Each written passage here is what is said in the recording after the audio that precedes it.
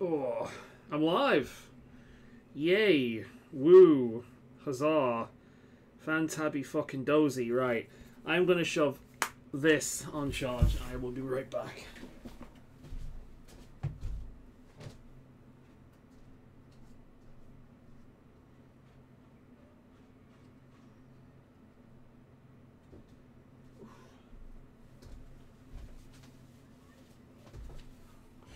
Right then. It's time to continue on where we left off, wherever that was. I'm sure it was somewhere positively riveting. Walking around somewhere, killing people and clicking on things. Truly the most exciting gameplay to ever exist. Headphones, because I really need to hear the same generic bullshit over and over again. Can you tell I'm enthusiastic about this game? Still making food, yay. I'm number one. I mean, you're pretty much the only person that watches me on a regular basis, so yes, you will be by default.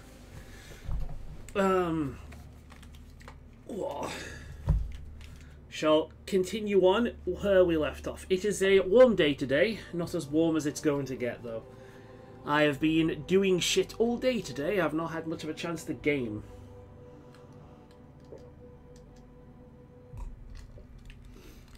I was able to squeeze in the Zenless Zone Zero dailies right before the stream. Right then, what the fuck were we doing? Last week I held back. I was so unbelievably fucking tired and did not have the spiritual fortitude in order to deal with this game's bullshit for another week. So I pushed it back another week and I went to sleep.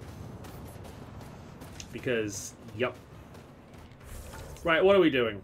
Are we still clearing things? That looks like the... yeah, okay. Okay. Let's, see, that's blue. That's a different color, which makes me feel like I haven't done that one. No, maybe I have done that one, because there's one here as well. I wonder if that's connected. Might be. Okay. Let's just be on our way and see what we can do. See what we can find. Below normal temperatures. But yeah, we're having hot times here over in England. It's going to be a lot warmer over the next few days. Of course, any American hearing this will suddenly decide to appear out the ether and be like, "Oh, I live in the middle of a desert. You have no idea what heat truly is." Like, actually, it's probably easier to be there than it is to be here because of the fucking humidity. Like, heat can feel worse depending on other factors, but yeah.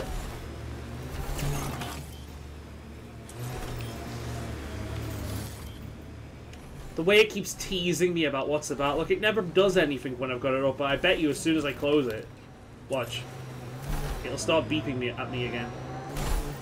Thank you for following Rylis' tip, Ryder. Taking out these kids will mean a lot to my people. I mean, it'll just be another part of the game, really, because that's kind of all we do in this game. We shoot things and they die. Oh yeah, I forgot I was using an assault rifle now, wasn't I? And I almost immediately die. Off to a good start. Which is the attack button? That's the attack button. And by attack, I mean melee. Is that friend or foe? I don't know. Oh, that's... I like how I always view the Taurian as the enemy. Oh, for fuck's sake. I am doing very well here. Go on, keep shooting yourself. Keep shooting yourself. I could just remember how to change weapons. That would be lovely. They hit Extra. Right. Shotgun. That's what I want. Okay. Time for a little bit of assassination, That's more fucking like it! I am the Doomslayer, yes! Fuck you! Where's the other one?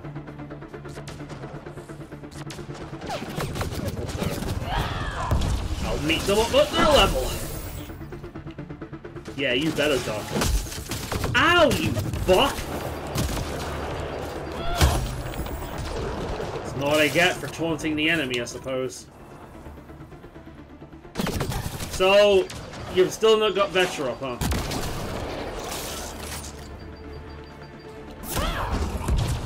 There we are. Notice how better things get as soon as I switch to the shotgun? You alright, Vetra?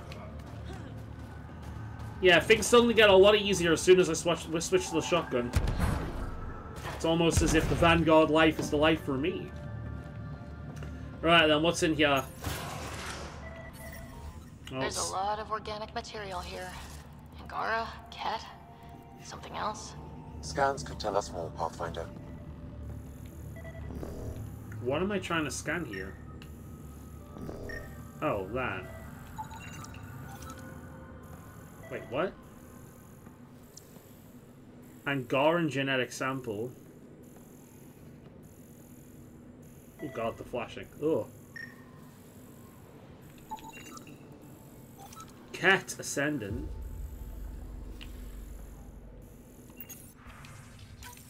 There is an audio log saved on this device.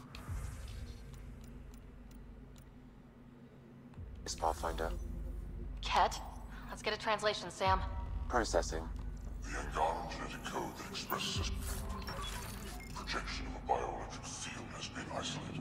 The process to integrate this into our own genome is ongoing. Early success is documented. Once complete, adaptations may be distributed to all ascendant adherents. Ability may also prove useful as part of beta. Scanned and recorded. Right, okay. I'm assuming we're connecting these? Okay. Can I collect this one over here? Looks like I can. Locked. Guess there's more of them. Another audio log. I like how I just have to hover over it for it to go away. Let's hear it. Transmissions are... All transmissions appear Another audio log. to have failed. Some of the team has suggested that this research is being prevented from leaving Helix. Troubling implications. I don't understand a word he's fucking saying. Steps to verify that primary communications are still active. I'm picking up the nav point for another Ket station. Probably their primary communications. Taking it out might be a good move. There's another one. Pathfinder. These samples all contain the same genetic sequence. At first, it appears to be a familial connection, but the genome shows signs of modification. Okay. Evidence suggests the sequence was drawn from a single individual and incorporated into other Ket. The Archon. Exaltation. So does the Archon control the Ket because they see him as a progenitor? Or does his rank give him the privilege to propagate his genes like this? Seems to be it. A cultural question beyond my purview. I like In any how case, the game is we found you to explaining give what we great already interest to the know, science team back on that the there are a Nexus. bunch of clones, The essentially, temperature is falling, Pathfinder. in a sense. Ah yes, I've walked outside into the snow. The temperature's falling, oh my god! Yes, because I've walked out into the snow, Sam. That's what happens when you walk into the snow. The temperature falls when you're in the snow.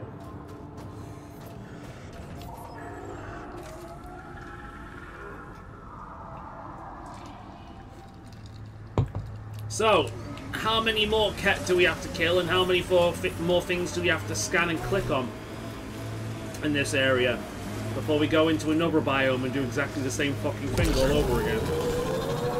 Adventure! Ooh.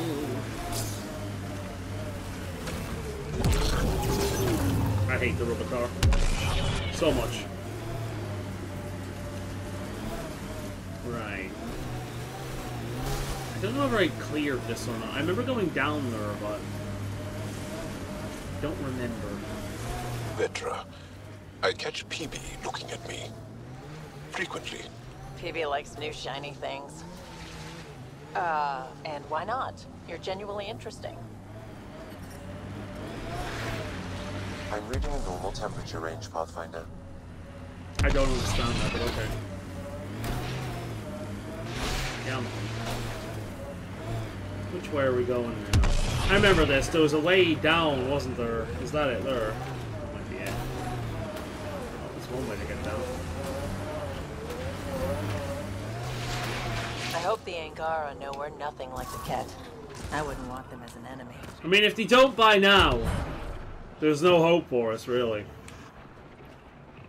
Right, I remember coming down here, and apparently I've triggered the enemy up there that's respawned again. We have done this thing, yes? I thought we have, at the very least. I'm pretty sure we have, unless there's more to this I've completely missed. And I'm assuming because there's an enemy up there again, I can't just fast travel out. I have to go up there and kill it. Because despite the fact that it can't fucking see me, I'm still technically in combat. Right? Is that what we're going to do here?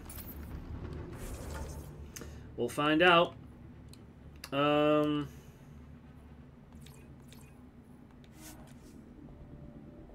Good. That makes life a little easier. I honestly can't tell the difference between, like, the main story quests and the side quest bullshit in this game. It's all kind of the same shit.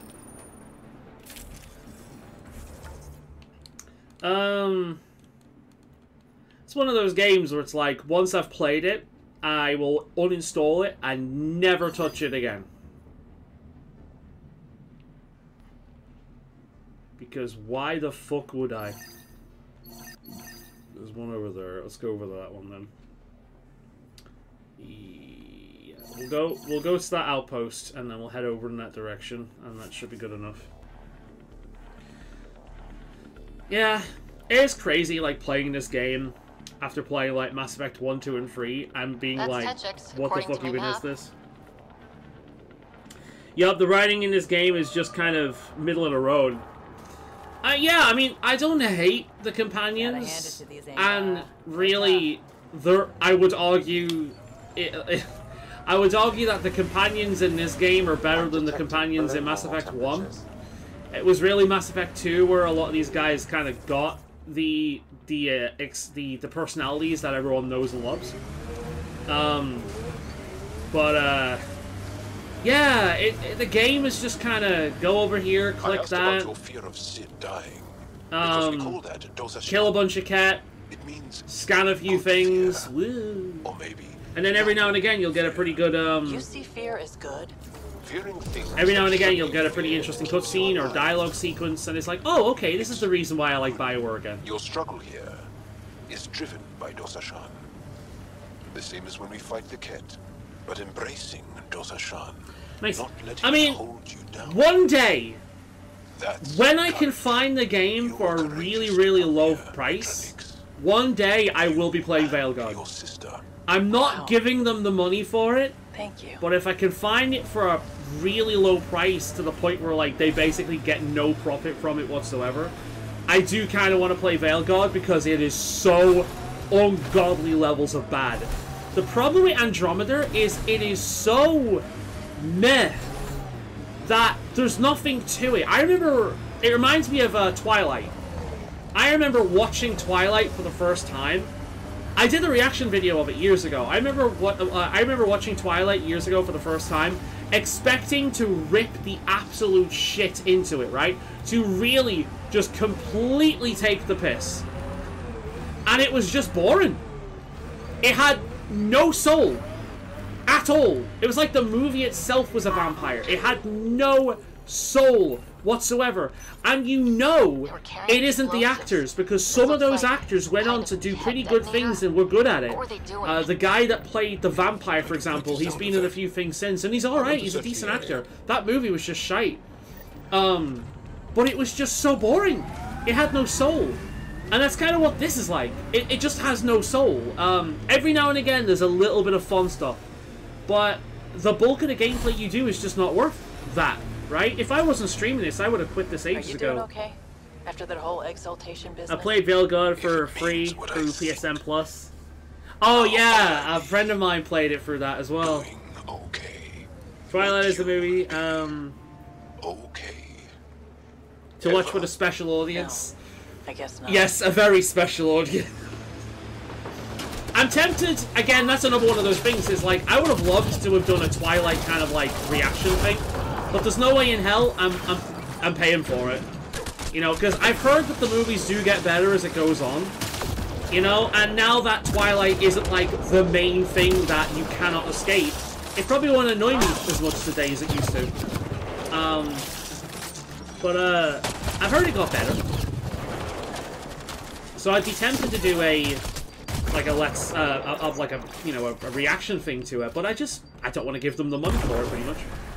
And I don't want to pirate. I don't care enough to pirate.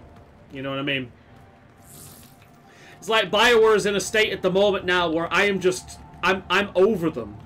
My angry period with the company is gone, right? It's like, you know, when if you've ever been in a relationship with someone who cheated on you, and at the time you're just so angry, you're so broken, you just can't believe they do this to you, and then over time you get over it, you move on past it, and you realize, what did I actually lose? Nothing. They were not worth the energy I put into them. They were not worth the emotions I put into them. Like, why am I upset with losing someone who would do something to that like that to me? Like, why? Why was I ever upset with not having a piece of shit like that in my life? And I'm kind of the same way with BioWare. Some of my favorite games of all time are BioWare games, like Neverwinter Nights, Dragon Age Origins, friggin' Knights of the Old Republic. Like, some of the greatest games ever made. The greatest RPGs ever made. Apparently, there's more shit there. Right, let's go back up and take care of the booms. Like, some of the greatest RPGs ever made were BioWare. But, what was their last great game? Was probably Mass Effect 3. Might have been Mass Effect 3. Dragon Age, the Veil God, would have been better as a Telltale game. Because the bulk of the gameplay is this. This is just Dragon Age Veil God all over again. It's a bunch of busy work with some decent stuff in between. So not Veil God, Inquisition, I mean. Like, Dragon Age Inquisition is this, I mean to say, not Veil God Inquisition. Dragon Age Inquisition is this. There's some decent stuff in between, but for the most part, it's just a bunch of fucking busy work. Go over here, click this. Go over here, talk to that person. Go over here, fucking kill these things. And it's just like, I've played MMOs with more engaging, you know, activities. Like, what am I even doing here? And that's kind of what Dragon Age Inquisition was, right? But it was worth it for the story and how it connected to the rest of the series. Veil God doesn't even have that. Veil God doesn't even have any meaningful connection to the rest of it. Inquisition is a light MMO. That's a really nice way of saying it's an open world game with absolutely nothing worthwhile doing.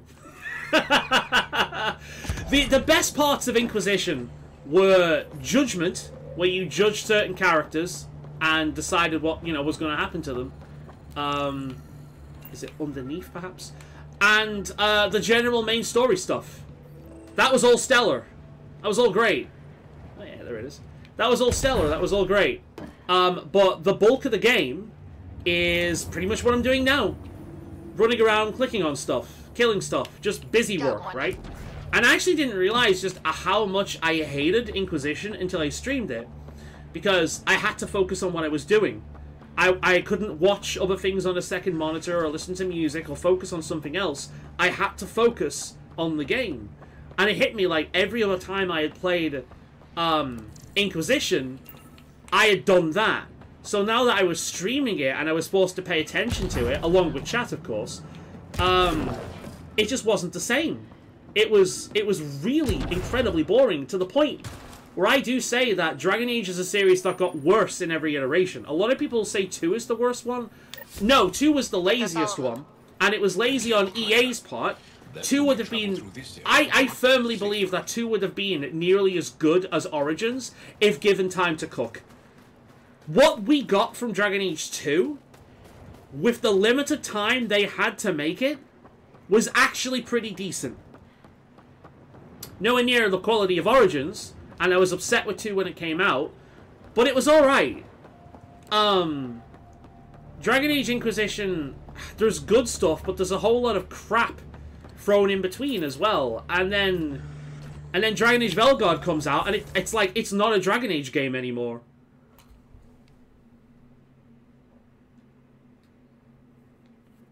The first one was crunchy but deep. The second one was action game in the name of...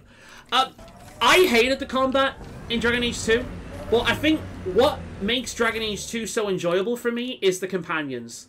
It's still got that BioWare magic where the companions are just really, really good and endearing, right? A great example of that is Meryl. Meryl is a person I both love and hate. I find the fact that they've got this character to be so fucking unbelievably stupid and ignorant, whilst at the same time being very endearing and somebody that you want to protect, that is an amazing thing to achieve from both a writing and a voice acting perspective. Meryl is a terrible person, but she's trying to be a good person. And she's both endearing and aggravating at the same time. Very, very good character.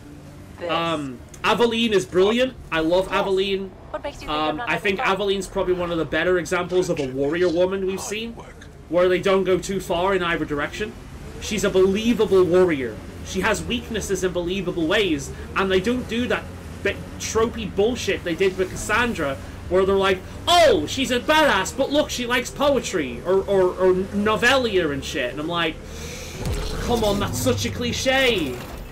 Can you not just make her a human and make her multifaceted? Do we have to be like, oh no, she's not just a generic warrior because she likes this frilly shit? It's just like, no, but that is something I've seen time and time and time again. It's not, you know. But Dragon Age 2 had some good characters. Obviously, Varric is amazing.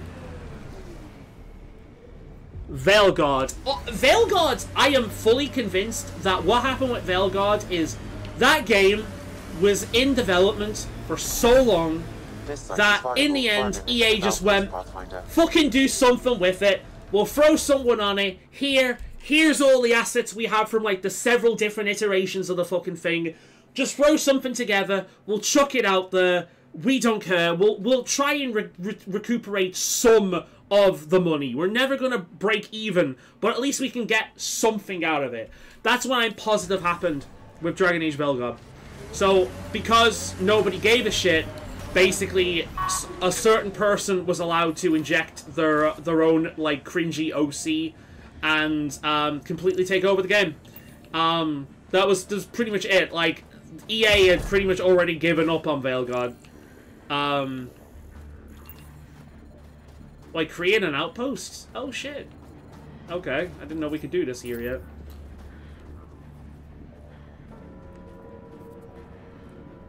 Weakness in characters? How dare you ask for that, right? I love Aveline because Aveline was a dedicated warrior. She was a warrior, but she wasn't stupid, right? She wasn't a meathead.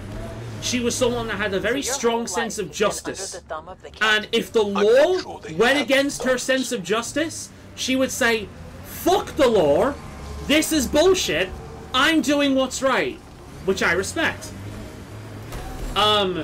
She was terrible in relationships, and that made her human. And it was done in a very kind of like teenage sitcom kind of way. It wasn't very mature in how it was handled, but it wasn't bad either. It was just a teenage style of writing, and a lot of the Dragon Age 2 was like that. But Aveline was a very believable character. It's why I love Anders.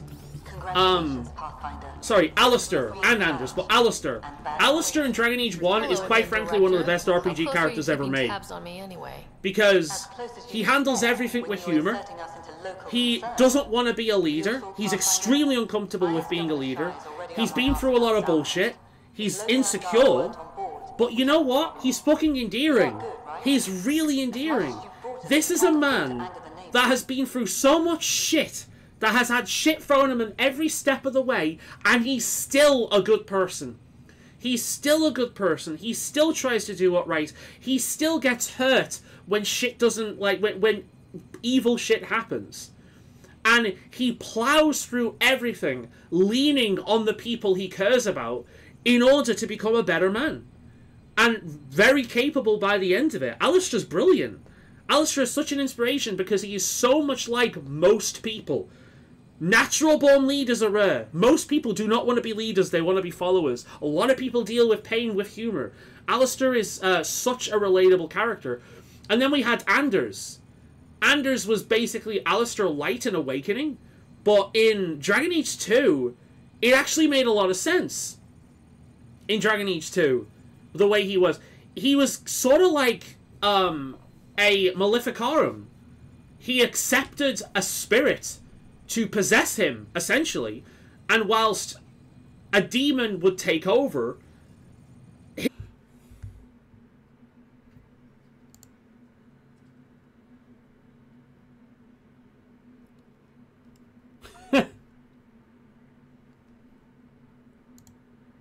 hell, man. I've got internet, it's just telling me no internet now. The whole thing just cut out there. That's funny. It's funny, actually. I was updated to fiber recently. Zero change in my internet. Zero change. For the most part, it's fine. Zero change. But yeah, what was I saying about Anders before I went off? But yeah, Anders humanity, it affected justice, turned justice into vengeance, and then vengeance affected Alistair. It was a perfect example of a toxic relationship. The worst parts of both him influencing someone and making them a worse person, well, a worse version of themselves. And I romanced Alistair in my first playthrough of Dragon Age 2, right? And so, Anders, not Alistair, Anders. I romanced Anders in my first playthrough of Dragon Age 2.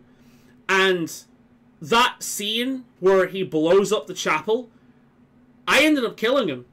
I did. I was so angry with him, I ended up killing him. And to me, that's one of the most memorable parts of video games for me. But we never get anything like that again. Imagine a modern BioWare game actually allowing player agency. Huh? Imagine that. Imagine a modern BioWare game allowing player agency. Imagine making a permanent decision like that. You just don't do that anymore, man. We're never really done, of course. Survival isn't something that just ends. You can't even be mean in Dragon Age, Veil God. You can't call somebody a big stupid jellyfish. You can't be racist towards the elves and call them a knife ear. You can't do that shit. We've established something here. Something beyond the numbers. The viability. Yeah, man! That's one of the funniest ways of playing Dragon Age Origins on like a repeat playthrough. Play Dragon Age Origins and piss everyone off. Like, make people leave or kill them. Right? Have a run and see who you're left with at the end. I think it's just like Dog and Alistair by the end if you do that. Or Dog and Loghain. So I get to meet the Pathfinder responsible for making this place happen. I'm Lizanna Telesso. Because of you, I have the best job in the galaxy. Which is? I'm an ice runner. I get to dodge the Scourge and outrun the Cat to bring water to the colonies. Doesn't get more exciting than that. So you're responsible for the well-being of the colonies. That's a big deal. It doesn't fall on my shoulders alone. But I like making a difference. Ice running. Fun name. So you mine the ice as a water source. But no, I do want to play through Veil God at some point. Because I feel like that's a game I'm going to rip the fuck into. And what I found whilst streaming these games is Origins I love everything about. There's like one or two elements of Origins that receive some pretty legitimate complaints, right? How did you get into this job? But for the most part, it's a brilliant game. Dragon Age 2, I've really grown to appreciate. It's got problems, and I can sit here all day talking about those problems, but how do you end up at this I appreciate it these days. Inquisition, decent story, some of the best characters in the series, like Solus is the best character in the series, I'll die on that grave. Dorian is one of the best characters in like BioWare history. Everyone loves Varric. Iron Bull, up and down, depending on your mood, you can be a bit much. But the basic gameplay of Inquisition is just terrible. So I'm like, What I found There's through no way you pulled that doing off. this stream series There's a is reason I was the Citadel's it's best changed my pilot. opinion on some of the games. I initially started playing the Dragon Age series for Take it one easy. reason, one reason only. No fun in that. I wanted to shit all over Dragon Age 2. I ended up liking it more. Because I streamed it. And then streaming freaking Inquisition directly after made me realize just how much more I enjoy Dragon Age 2. Send someone to the resistance camp. We'll give them our extra pleasure to meet you, Pathfinder. Interesting Rio stance. Lake, Captain of It's a Outpost power Caribou. stance right there. I'm glad you're here. I thought we'd have to deal with this. So I on feel our like own. playing Veil God Problem. Is it the cat? would be a good way to end the Dragon At Age least I don't think series. so. Because it's a Feels case my of drill like, technicians went missing on a research how can I put expedition it? west of here. it's a We case tried their of, comms, but get nothing but static. this is so bad, I am finally ready to let go. You know what I mean? I have no hope of this series ever being good again. Whatever happened, they're not You safe know? out there. We need to find them. And We're ending on the course stream for a full series search, completely especially in ripping dangerous into the territory. game and I don't know pulling what to like do. no punches I was whatsoever. supposed to keep these people safe. I will get I've already political failed them. whilst I'm watching playing it because it's a very political game. It makes itself a political game. If they're not responding to So comms, it is what I want to has a do. bad ending. When I don't know, but pretty know, much as soon as I but the can least I find can it for do a is reasonable prevent it from price, happening again. because I'm getting Their something research out of labs it. You in the know, lab. I am getting some AI can piece entertainment out of it. together I am the data and streaming get it. a nav point. But I want to pay like £5 for it. You know, I don't want to. A £5 to me is reasonable for that. I have to say, I'm But I don't surprised wanna the pay any Empire more lets than put an that. outpost here. But I do want to play it at A one portion point of the just to ice rip mine into goes it, to their blockade just to runners, see for taking to myself resistance just bases all over how the cluster. truly awful I know it Harder for already their is. soldiers. Right. It feels good to do our part against the Ket, however small. At least Veilguard won't have the Sudoku puzzles when you play it. Yeah, true. And the puzzles it does have are freaking I should head out. just brain dead as all Back if you hell. need anything. Like, to the point where they basically shouldn't even be there. So, yeah, like, BioWare to a point with me is essentially, I'm done with the company. They're dead. BioWare's dead. You know, I'm in the same place with them as I am Blizzard. They're just dead. They're completely gone. The best thing to do now is look for indie companies that are making similar things, that have maybe some of the employees from older BioWare, right? There are plenty of indie companies that are making, like, RPGs and whatnot. So, we've got ourselves a camp on this world now, apparently. So that's good. I'm assuming that was the big important thing we had to do here. It's kind of hard to tell because it all kind of rolls in together.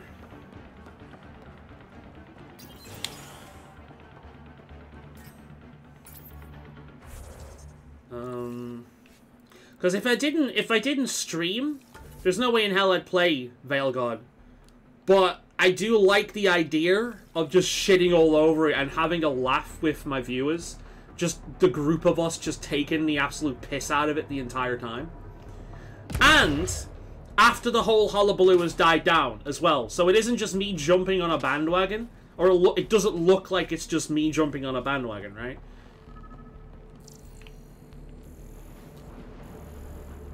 My older writers and artists are long gone. Find where they left to and see what they are making. The Veil God has puzzles for like 3-year-olds.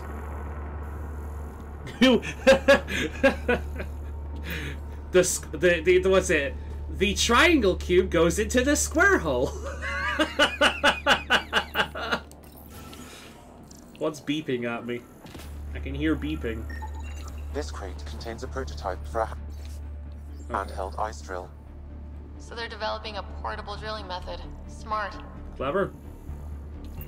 I like how I just said exactly what she said, but using a different word. Like, riveting commentary, Andrew. Riveting commentary. Right, so what the fuck do you want me to do here, game? What is my goal here? Are we done? Are we finished? The viability's decent. What's this? Oh, we've got more cat shit to do. Missing science crew. Alright, let's go and do that. But, yeah, so if they're puzzles I don't have to think about, that's fine. But, Nah. I wonder if I can make a cool character. Shall I play as a trans character? It's like, the thing is, I don't even dislike... They do say that, don't they? Some options like that, right? There's a game I've been playing recently called Date Everything, right?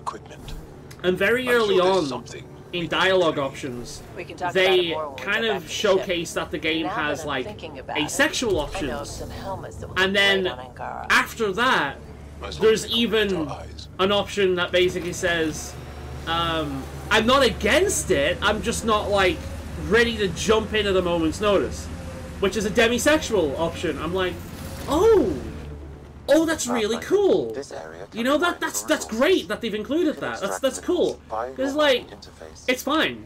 That's the thing, like, having these different sexuality options in your RPG or your gaming experience, if it makes sense, absolutely fine. You know? Even non-binary. Look, I can't fucking stand non-binary. I think it's fucking retarded. I think it's regressive. Keep an eye out for but people. if we're making a fantasy world, why the fuck not? And do you know the kicker? Tosh, in the hands of a good writer, might have actually been pretty good. Tosh is someone stuck between two worlds. She's a Kunari, and she's in, is it Riven or something like that, right? Her mother, she's like a second-generation immigrant, essentially. Her mother is still very much attached to the Kyun. She is very much attached to the culture she grew up in. She is trapped between two cultures. She's trapped between two worlds. On top of that, she's got the whole gender identity. The gender identity being trapped between one and the other, whilst also being trapped between two cultures, not quite fitting in either one, in the hands of a good writer, preferably one with experience of being a second-generation immigrant, could have actually made Tosh a really interesting character. And it's a fantasy world. There could have been something that actually grounded the whole non-binary thing and made it a legitimate thing, right? Just not calling it non-binary. Give it a fantasy name. Right? They could have done that. They could have made an allegory for both non-binary people and second-generation immigrants. They could have done that. In the hands of a proper writer, Tosh could have actually been a cool character. But, fuck that.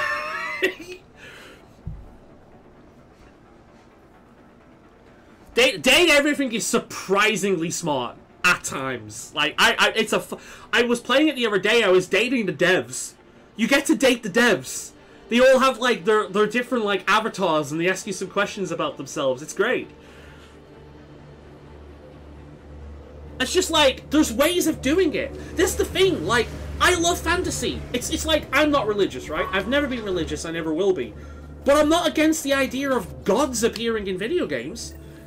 I'm not against the idea of characters pushing religious ideas. I don't share them, but if it's written well in a video game, they can be some of the best characters. They can be some of the more interesting characters.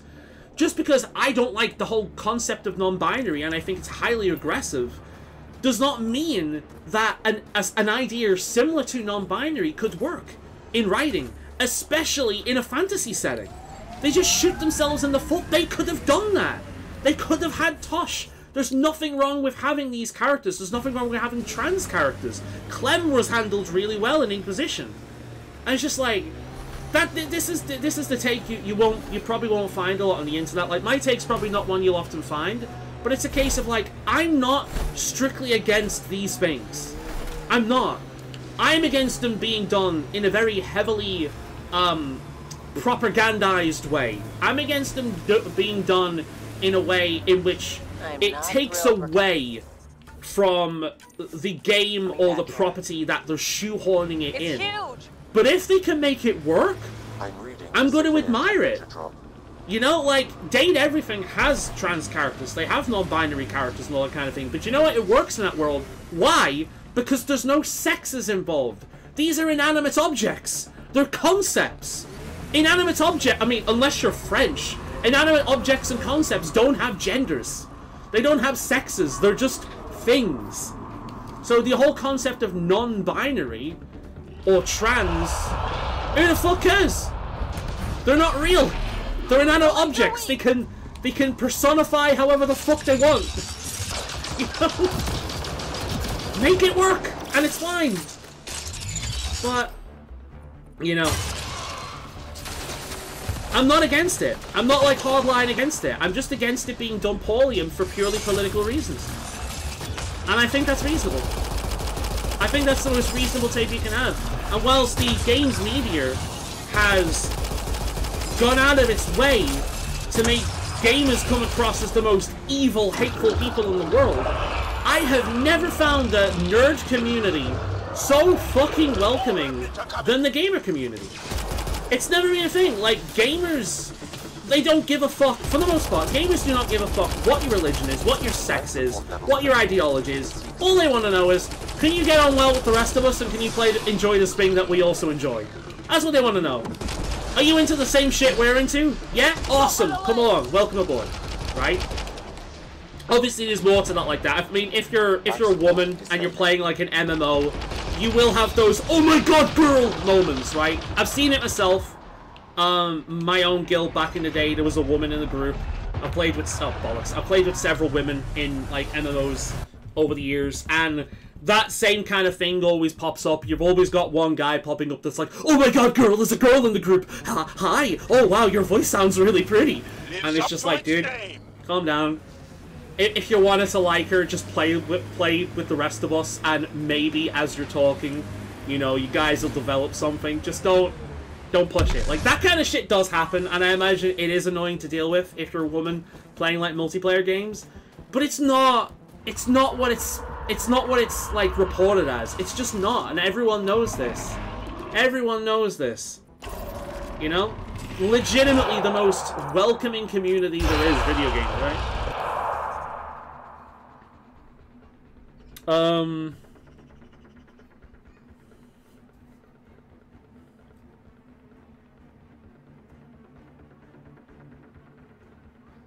Making it would require good writers. Diversity can be done so well that you don't even notice because everyone is such... Yes! Everyone is so human! Exactly! You're focusing on what you love about the character rather than their identity. If the identity is their core character rather than a part of it, then their identity is their character, and no one likes characters like that. This is why I always use Dorian from Dragon Age Inquisition as an example. The fact that he is gay is the least interesting thing about his character and the least important thing about his character. Him being a Vint and not hating his country and wanting it to be better, when the Vints have essentially just been depicted as nothing but like Nazis the entire time, that's what makes him character interesting. The fact that he's a very charismatic, suave, smooth-talking guy makes him interesting. The kind of Romeo and Juliet relationship he can have with Iron Bull, which, if you know anything about the world, the Qunari and the Vints have been at war for years, so a Romeo and Juliet kind of relationship between a Qunari and a Vint is a kind of poetic thing. Nothing about, like, Dorian being gay adds or takes away from his character. It is simply a part of who he is. That is how you do gay characters. That is how you do minority characters. Also, he's not white. That's another thing. He's not white. Friggin... Oh, fuck's sake. The Veil God took that to mean that he was black. Because there are only two skin colors. Or two races. But, because he does appear in Veil God. They make him African American. Which he was not. He just wasn't white. Good thing I love a challenge. But I'm doing really poorly at this. I hate fighting these things, man. But, yeah, like, him being gay, like, it doesn't matter.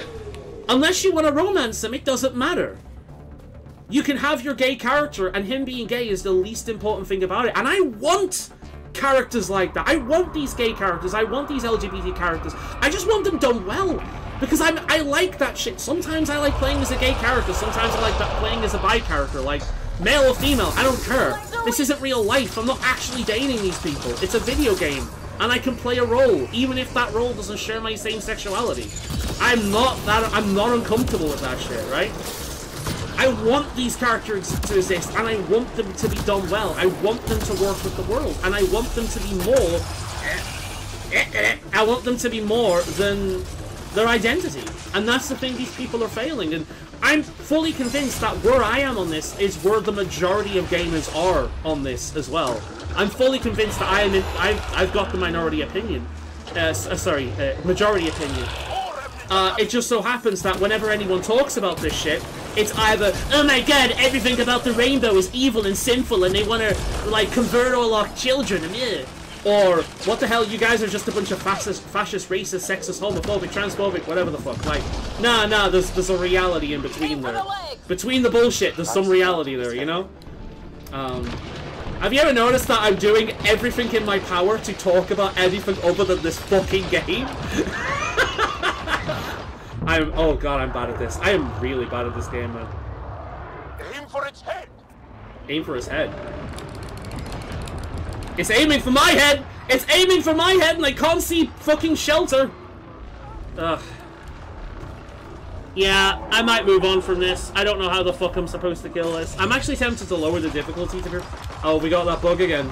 Yeah, we got that bug again.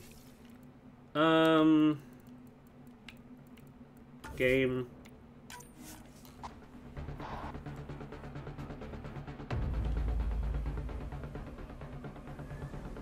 I hate these super bosses. I do as well, actually. How dare you ask for a character that fully Yeah, exactly. That's what we want. Fully well-rounded characters. If you're companions, that's what we want. I want to be able to, like, gush poetically about a character that I love, right? I want to be able to just sit here and gush. Absolutely fucking gush about a character. About his, just to get past this. About, like, about how the character's flaws, the character's weaknesses, how the character grows over time. That's what I want. I want to be able to do that, right? Pistols, assault rifles, shotguns.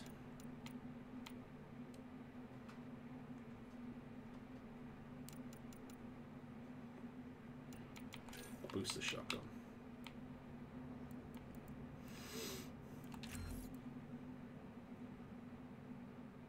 Oh, I'm missing the points. Okay. Do we have a better Vanguard yet? No.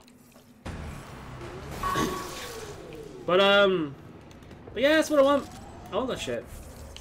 People have just, I think the world in general has become too enamored with, tribalism. You're seeing it a lot. You're seeing it a lot. You know, like, and the actual reasonable voices are getting completely drowned out. I think what's happening is I'm being exposed to the elements, because I'm just standing out here, and that little bar down below is kind of killing me. So perhaps if I go inside, or I come somewhere where it's warm, in between, it might go better. So we'll see. Am I inside its shield? Well, I can't do that, because I'm inside its location. Fucking hell. Right. Is there an upgrade for your suit? I have the upgrade. The problem is, everything is so fucking expensive. Wrong button. Everything is so fucking expensive that it's kind of difficult to get that. I have actually upgraded my shit in between sessions. So I'm trying to be warm. Like, I'm losing temperature now as well. So it's just like, where the fuck does the game want me to go? Do I just have to, like, run back and forth all the fucking time, or what? I don't know. Aim for its legs. Yeah, I know. Aim for the big glowy bit. God damn, my pistol's doing the work. Just keep an eye on my survival rate. Alright, heads open. Let's give it some head. Run away! This is like the easier setting, by the way. Well, we have seen it in modern media like Anthem. Oh, fuck. Right, I'll read that in a minute. Let me handle this piece of shit first. Fuck you! Fuck you, fuck you, fuck you, fuck you, fuck you. Fuck you, fuck you, fuck you. Alright. Let me take care of this fucking pain in the ass first, and then I will read that. And we can get back to the interesting conversation in the stream rather than this bullshit.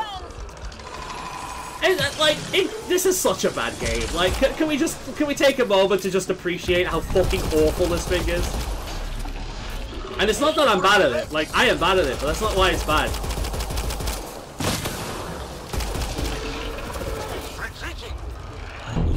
Don't retreat, fucking die. No! Fuck off, I don't want to see you again, you wormy cunt! Is it gone? Let's wait for the game settings.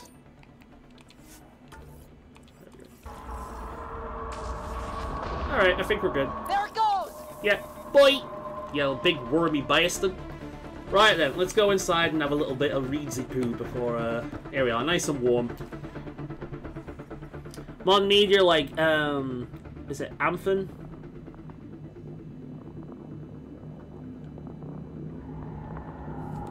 Let's have a look. Ironheart and Disney Plus. She's such a, walking stereotype. Let's have a look.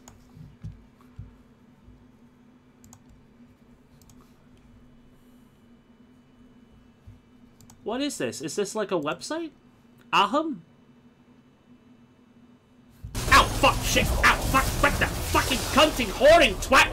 What? Temperatures are within acceptable limits. I thought you ran away, you asshole! Back online. What the fuck? Bitch! Cold is to Oh my god, right. Little bastard. Little bastard! It didn't run away. Oh, fuck. It didn't run away, it just moved. Like, generally speaking, game, when something is running away, retreating, oh, for fuck's sake, it doesn't come back.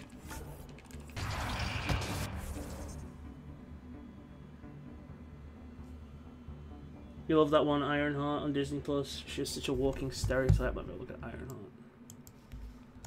I tell you who did it well. What did it well? It's actually one of my let's see, indie animation pink shapeshifter.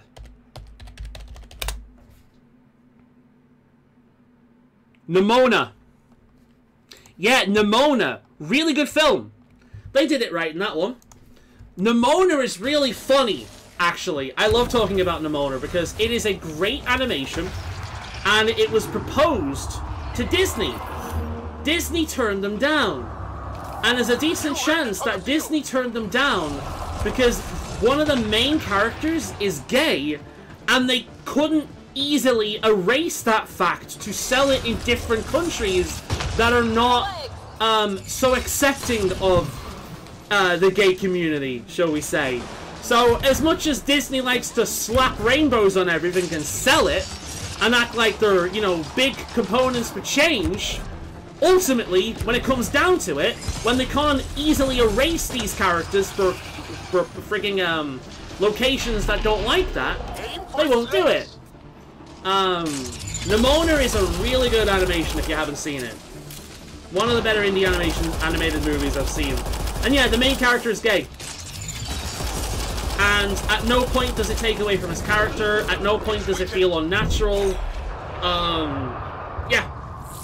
He's just gay, and it's the least interesting thing about him.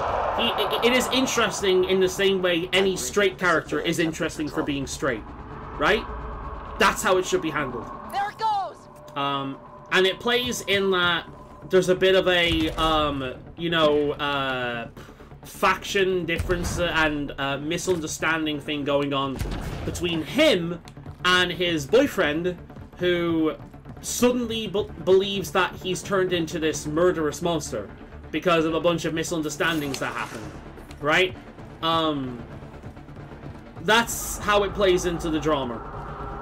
At no point does this movie get on a pedestal and tell you what you're supposed to think. It talks about very, very relatable story arcs that we've seen many times before in various things, such as discrimination bad. Ow, ow, fucking door, ow, ow, ow. Yeah, discrimination is a bad thing. Don't judge a book by its cover. We've seen these messages in movies and children's media countless times before, and it's very relatable. This is one of the reasons why Metaphor ReFantasio last year was so fucking good, because all the social issues it talked about was done in a universal manner, and they also made sure, even when it came to the factions in which they routinely shat on, such as religion, they made sure to also include elements of that in where the people involved in it, there are people involved in it who are generally good people and want to do the best for others. So even if the religion is run by corrupt assholes and there's a lot of bullshit that's involved in it, that does not mean that everyone involved in this religion are bad. So they've even made sure to cover their base with that, with Metaphor ReFantasio. It was done in a very universal way. At no point did real politics get injected into it. It's crazy how, like, we've forgotten how to talk about these problems without specifically making it about a specific thing in the current real-world period. There's a difference between talking about issues that are universal, that everyone can get behind, and talking about very specific political things that are going on right now in a way that only people of this time will really understand. And that's one of the biggest ways a lot of this messaging has changed over the years. We've become less universal, we've become less subtle, we've become... it's become difficult to find properties in which cover the issues rather than just spewing propaganda around a very specific thing in a specific time period. Like, I remember when I was a kid, one of the big things was environmentalism. A lot of things from when I was young were heavily influenced by environmentalism. The animals are farthing wood. They have to leave because their forest has been plowed over and turned into a parking lot. So they leave to a sanctuary. On the way there, they get killed by hunters, they get killed by wild animals, they get run over by the road. The entire thing was about the importance of wildlife preservations and about keeping, like, wildlife around and not just paving all over it, right? Fern Gully's a big one. Fern Gully was all about pollution and overforestation and so on and so forth. Like, that was environmentalism was huge when I was a kid. And it was never done... It was heavy-handed, it really was, but it was never done in a way in which it was, like, direct real-world politics. You know what I mean? Toxic love. Shit, no, yeah. I love that one.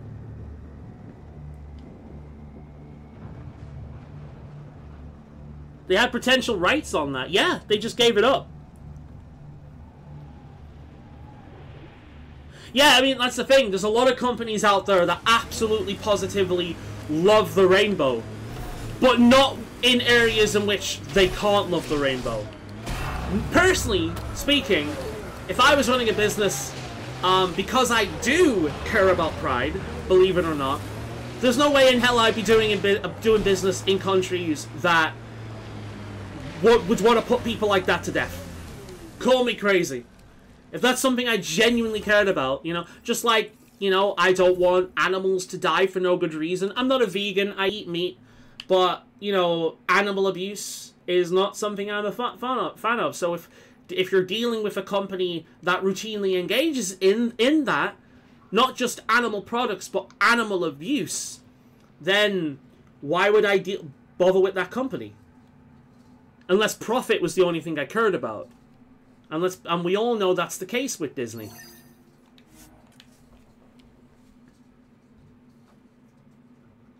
You can put themes in so many things so well. If, you know, that's the thing. People, think it would be difficult I'll tell you a really good one, actually, that became somewhat of a litmus test. I made a video about this years ago. Zootopia. Zootopia was surprisingly good about this. The general message in Zootopia was, again, discrimination. And maybe a little bit of race realism was in there as well. But, they had certain, like, call-outs. For example, the sheep went on about the texture of her hair. That's a common complaint from black people because, black people, not everyone, because we're so, like, a lot of the population are so mixed race at this point that it's not guaranteed. But there's a specific kind of hairstyle, like kinky hair, that is synonymous with Africans and various other kind of like black cultures. And this is known because you need specific hair products for this kind of thing. You know, the hair is different. It has a different texture. It flows on the head different. It's not the same. I think it's less of a thing now, but it used to be a thing where a lot of people who had no experience with black people would see their hair and they'd want to touch it because it does feel different. It does. It feels kind of like the best way I can describe it is very soft steel wool because it's got that texture to it, right? A lot of people these days will call that racist, but it's not. Like, different races tend to have different hair types. It's just a thing. Like, I know Native Americans quite often have very smooth, thin hair. Like, you will very rarely find a Native American with curly hair. Because it's just the way it goes. This is the Ketcom outpost we heard about on Vol. But the sheep talking about how people used to, like, you know, stroke her hair all the time because it's different.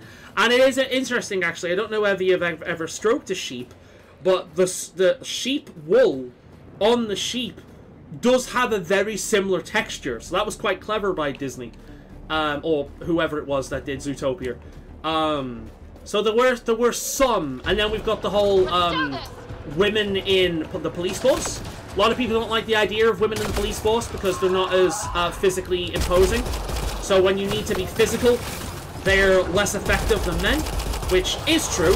But depending on what you're doing, like, the army, I think, has a better case for this than the police, personally speaking.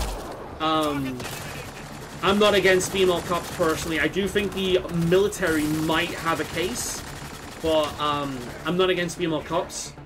So the whole Judy Hopps thing, like, she's small and petite. So you got that double whammy thing, right? We've got this small and petite rabbit being a cop. Meanwhile, every other fucking cop is this big burly beast, right? You've got tigers and birds and bulls and these big muscular animals, right? And then you've got this little teeny tiny rabbit. And obviously they've used anthropomization. They've used animals to physically easily showcase actual, you know, issues in society.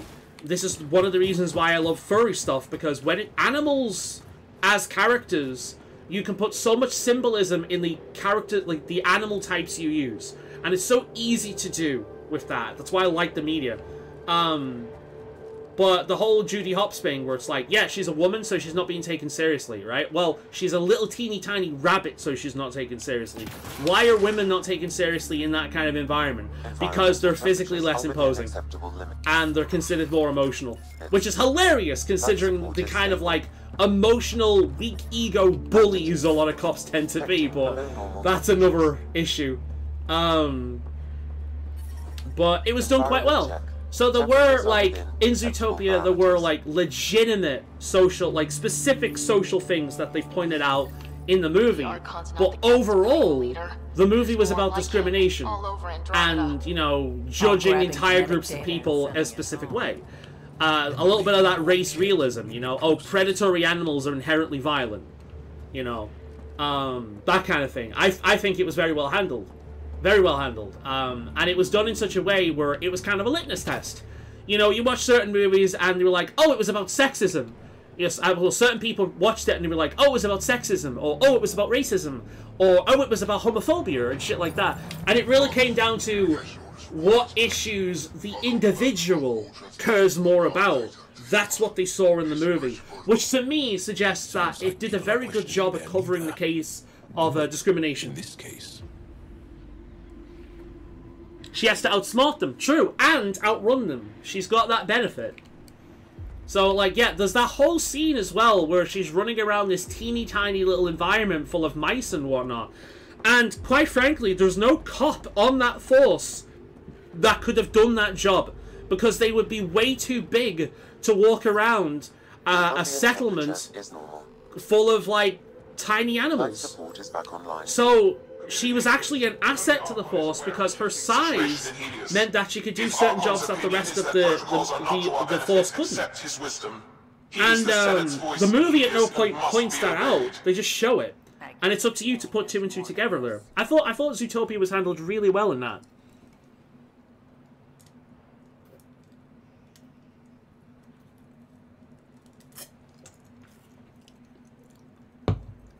It's a DNA thing called Rex in pets. Like rats and rabbits, believe. It turns their normally flat hair and curly. Oh, that's interesting. Is it connected to domestication syndrome by any chance?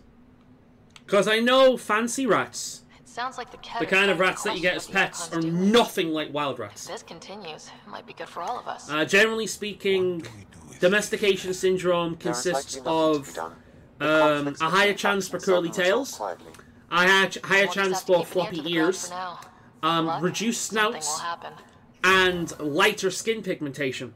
And the reason for that is because the removal or the lowering of the fight or flight response, the aggression response in an animal during the domestication process, removes the hormone that also goes into, I believe, cartilage and various other things. So the ears have less cartilage, so they become droopy. The tail tends to curl up because it's less stiff, and the skin pigmentation has less. Sorry, the fur pigmentation has less pigmentation, so it becomes lighter. And it is part of a domestication syndrome when you domesticate an animal, and you can see elements of this in the Russian fox experiment, which is still ongoing, I believe. Very, very interesting.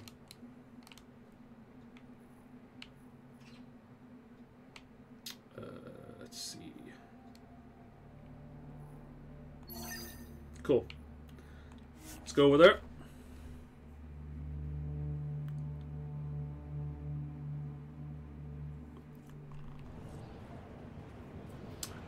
I think, yes, Rex is pretty much 100% in, okay, in pets. Pet rats, for instance, are not afraid of people.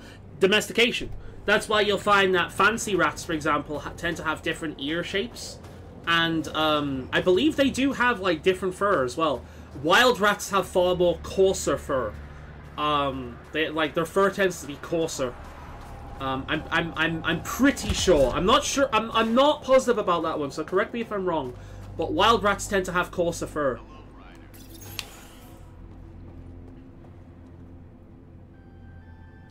If you have pet rats, they will steal your cookies.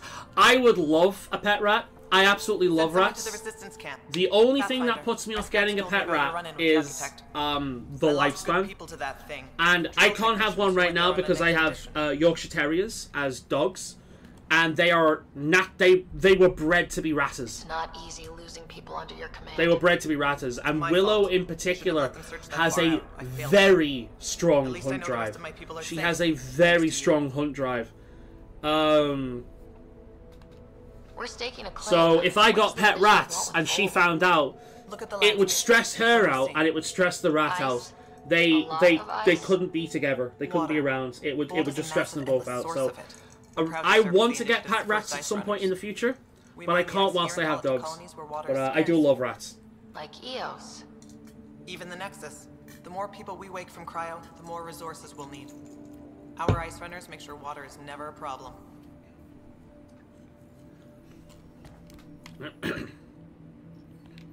I should head out. Come back if you need anything.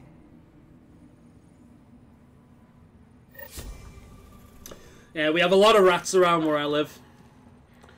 And Willow always lets me know when they're under the shed. So I've had to trap quite a lot of them over the years. There's a park nearby. I can release them. We'll need extra heat lamps for the new civilians. Get an order to Faolan. Let's see. There next. And then I think we're done here. I think. We done? We might be.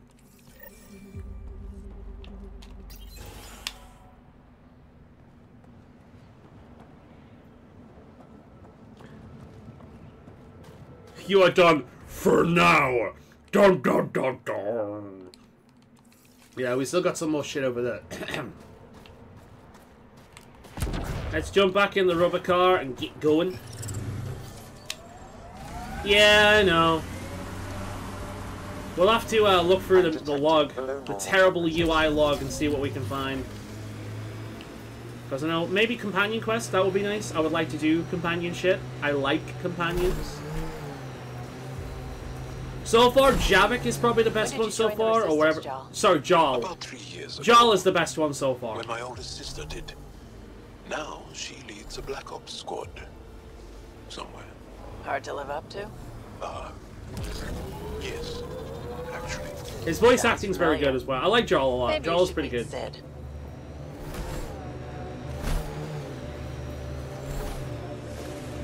I mean, yeah, he's the new race, and the Ungaran are really good.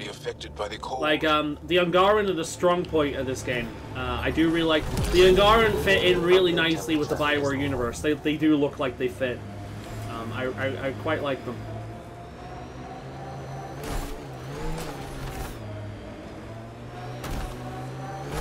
Tell you what, it's a good thing GeForce doesn't exist in this world. Oh, shit. Hello!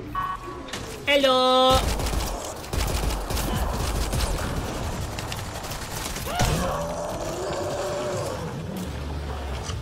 Oh, did they change the difficulty back? Okay. There we are.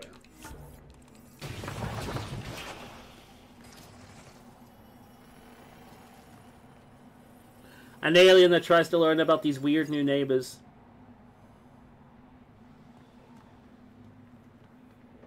Oh yeah, definitely. They did a good job with the Ungaran. Okay, I wonder what happened to the sound for a second then.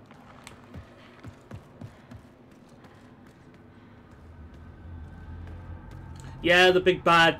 It's kind of it, really. I mean, again, the concept Undocumented mineral of Pathfinder.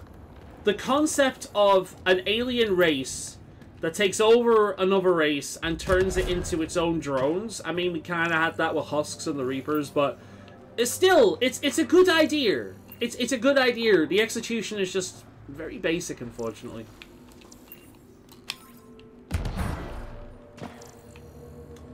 The radiant fever has gone and got me down. Looks like we got a fucking Sudoku puzzle in here somewhere. The radiant fever spreading all around. With a guy could count it in my hand, going to take you somewhere. Uranium fever has gone and got me down.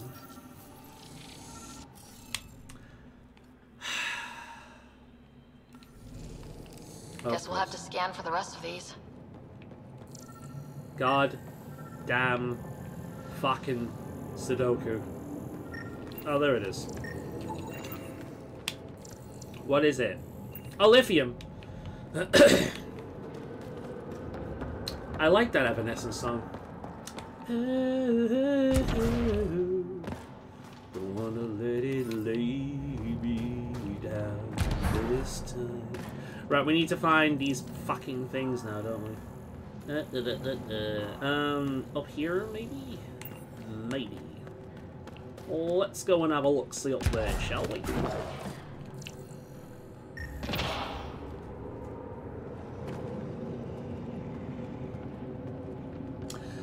Yeah, man. Evanescence was one of my, what would I call it? Musical cherry pop groups that introduced me to the concept of rock and metal and whatnot, and then I never went back. Let's solve this thing. Evanescence, Laguna Coil, Linkin Park, who else was there? I mean, these days I'm listening to, like, Sister of Mercy, Rose Garden Funeral Party, Dead Kennedys. You know, it's a little bit different to what... I still love Evanescence, though. I still love Linkin Park. Not the new Linkin Park that should have been a different band, but because they sound generic. I don't know if you've listened to modern Linkin Park, but Linkin Park, since they've got the new singer, they sound like the rapper from Linkin Park is just guest starring in like a generic rock group now, or a generic metal group. They sound so fucking basic now. Do these? Right, where are we? Voled. I ain't even bothering with this. Mass Effect Andromeda. Vol Puzzle. Right, which one is this one?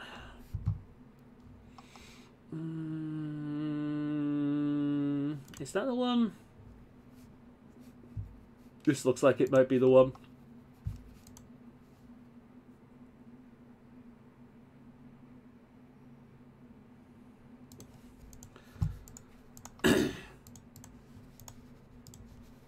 But I still love the old Linkin Park stuff.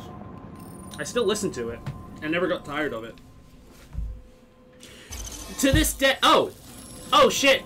I looked it up online and I pressed the wrong button and automatically solved it with an item I had. Never mind. Let's see. And it changes. Modern music can be good too. Oh, like, I've said this many times before. I like Zoomers. I like Zoomers. I like how Zoomers have... Because they're on the internet, their style, their fashion, is pretty much just a bunch of old fashion styles coming back, right? From, like, the 50s onwards. It's really cool, actually. And because of that, we've also seen it in music. We've got brand new genres that I actually think are pretty cool. Funk is great. Electro swing is not very creative, but it's fun. Synthwave is one of my all-time favorite genres now. I fucking love synthwave. So it's just like, the new Zoomer shit's pretty fucking good.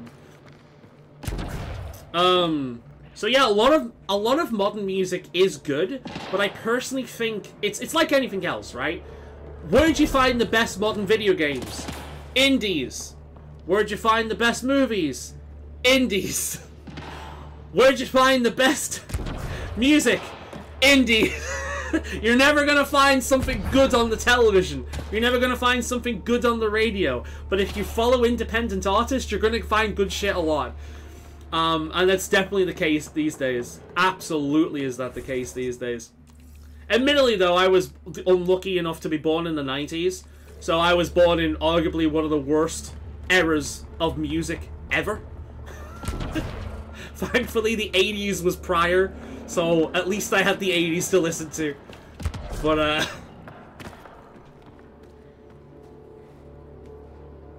didn't know they were still going, Linkin Park. Technically, they came out with a new album recently. They've got a new voice, a new singer. She's this. I mean, she's fine. I don't hate her. I just kind of wish they did what System of a Down did and made a new band. You know, because Surge didn't want to continue, so they decided to make their own band. So System of a Down didn't have their style changed. It was still System of a Down. They just made a new group, and that group's all right. Can't remember the name of it, mind you, but that group was alright. And I kind of wish Linkin Park just did the same thing, you know? Instead of, like, making a,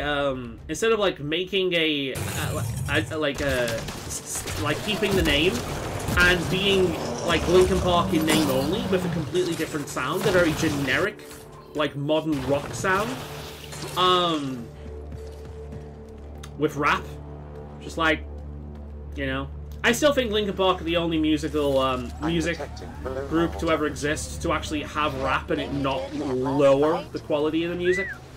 Like, Linkin Park's the only group I've ever known to actually have rap and it actually add to the fucking music, rather than take away from it. But yeah, they found a new singer, like you say, and I've got nothing against her. I just kind of wish that they made a new band with her. You're right. I'd wish them all the best with that. It's not the... I've listened to some of the new music, and... Again, it just sounds like the rapper is guest starring for them. It doesn't sound like Linkin Park. You know? Electro Swing is so good. With indies, it doesn't have to be awesome. It just hits different, and different is good. I agree. I agree. It doesn't have to be the best of quality. What it does have to have is soul. And that is the thing that AAA is missing. And now AAA is missing quality as well as soul. So it's just like, okay.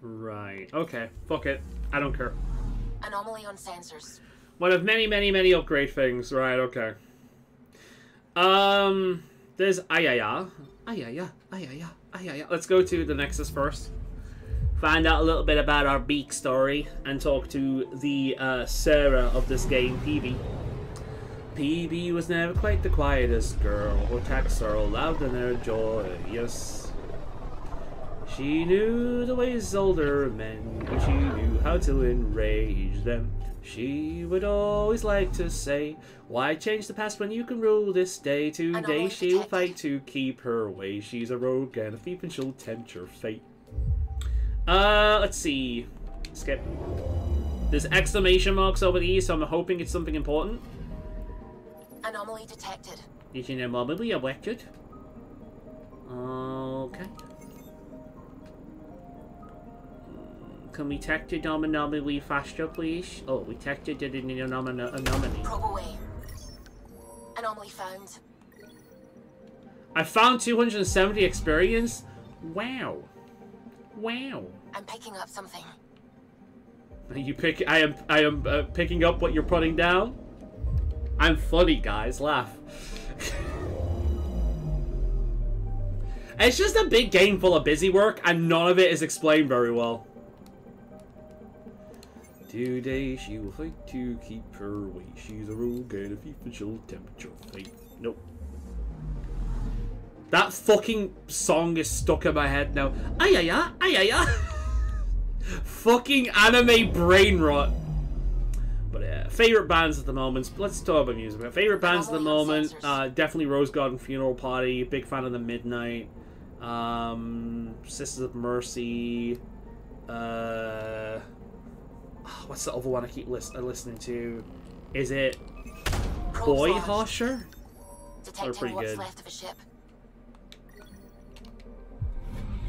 A lot of little bullshit there. Pretty good.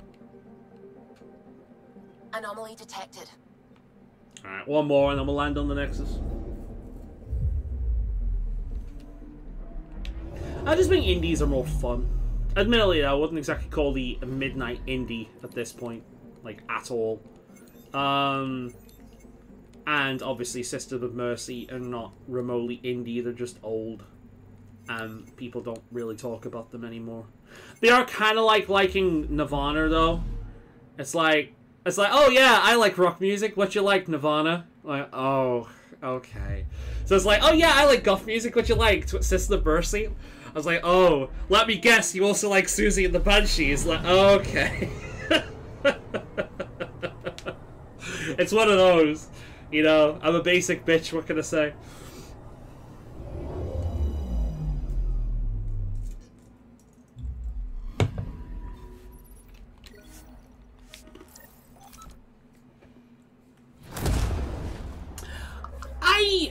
People say that my taste is eclectic, but really it all boils down to goth, punk, metal, electronica, a little bit of classic, like classical, a little bit of pop, but not really.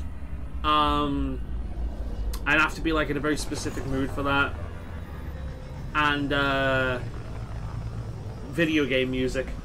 That's kind of it, really. I don't like rap, hip hop, R&B. I don't like a lot of jazz. There are exceptions. I don't like most pop, although there are the odd pop songs that I like a lot of 90s cheese pop, but that is purely nostalgia. It is purely nostalgia. If I didn't grow up in that, I wouldn't have liked it.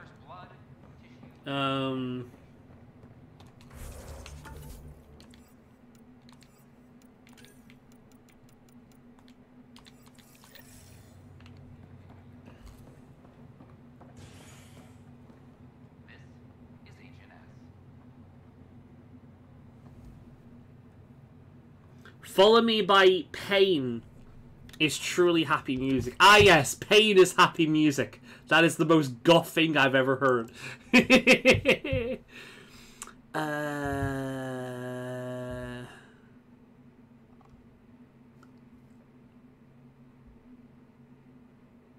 Okay, I will listen to that after the stream.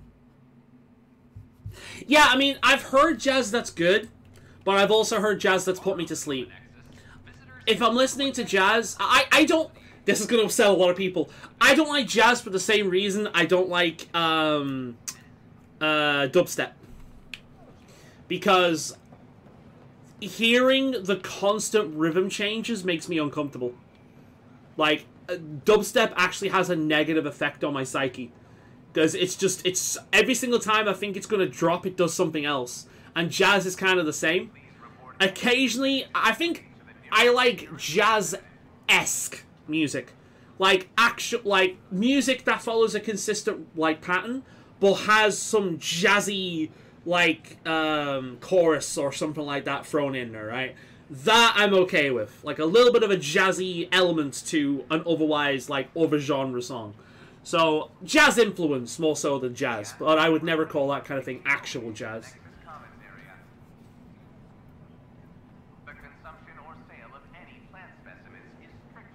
Most listened music is Lo-Fi Girl. You've got your friend there in the chat. Girl's a big fan of... I like Lo-Fi, but I have to be in the mood for Lo-Fi. I'm the kind of person that can fall asleep listening to, like, System of a Down. I like heavy stuff. Because to me, loud, chaotic music is the only thing that can drown out my loud, chaotic brain.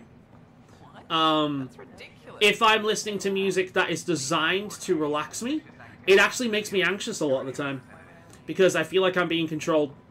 I don't know about And my brain will often overrule the relaxation of the music. I do like some relaxing music at times, but I have to very specifically be in the mood for it. Like that's why, like, when I say there's music I love because I can listen to it whenever the fuck and enjoy it. System of a Down is one of those. Avril Lavigne is one of those. Rose Garden, The Midnight. Yeah, they're like the big ones, I'd say, just off the top of my head, that I can just listen to them whenever. And then there's like a plethora of music that I need to specifically be in the mood. And if I am in the mood, it's like I've taken a drug. Like, it affects my nervous system. It energizes me. It has the desired effect on me. It makes me feel great. But I need to be in the mood for that. And lo-fi is definitely one of those. I don't hate it, I just have to be in the mood for it. Whoa, it's the Pathfinder. It's me. You're the one who befriended Clown these strange new Core. people. These I've heard of Clown Core before, but I'm not... Is here. this like the insane clown How do we posse know we can thing? trust them? Like magnets, how do they work? That shit? Or, what was it? What were they called? Were they called juggalos or something like that? Because, you know, clowns juggle. Not my thing.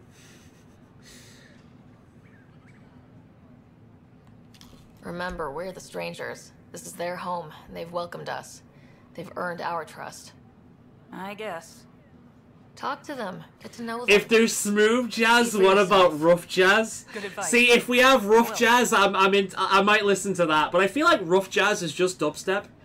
Again, I like saying shit like that because jazz is one of those genres of music that certain people get, like, they have their entire identity wrapped up in it, right? You know, like the kind of people who have no personality, so they put all their identity in the fact that they drink black coffee or, like, really spicy food. Jazz music and classical music are, like, two genres of music that have a lot of people like that. I love a lot of classical.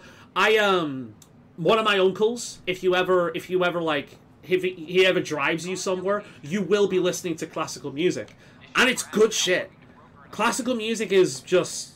It's the music they use in, like, movies and television shows for damn good reason. Classic music can be absolutely fucking epic. So yeah, like, I get why he likes classical music, but there's a certain, like, pretension that goes along with a lot of people that like jazz and classical music, that they act like they're above other people. It's the same thing for, like, a lot of black coffee drinkers. I drink it black myself, but it's just like, there's a lot of people like that. So I like saying things like, oh yeah, jazz and dubstep have a lot in common, mainly to piss off people like that. And I actually do think it's kind of true, because just like, there's no consistency to it. It's all about mood. I feel like jazz would be the kind of music that's really, really fun to play, more than listen. Because it's all about, like, vibe at the time, as far as I understand. Come on in. Vaporwave. I do not like Vaporwave, but I do like Synthwave.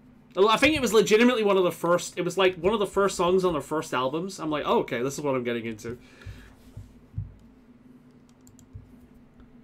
They make covers of other songs into bluegrass. I'm very much a tourist when it comes to a lot of these just subgenre names.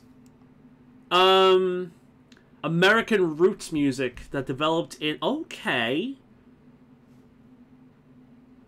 Blues and jazz.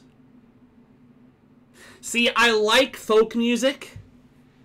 So if this is more folky than anything like that, then you can't go wrong with a good old banjo. I like folk music, so if it's kind of folky, I'll probably like bluegrass. But blues and jazz puts me off. But I've heard of a lot. I've heard of a lot of good stuff that has blues and jazz kind of like inspiration that I like. But blues and jazz in and of itself isn't really for me. Interesting though. Probably something I've heard before, just didn't recognize. Going hillbilly mode? Hell yeah. I don't have a jug with me. God damn it.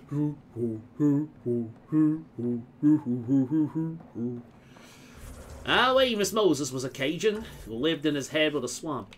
He hunted alligator for living. He just knocked him in the head with a stock. It ain't legal hunting alligator down in the swamp, boy. Do do do do do do.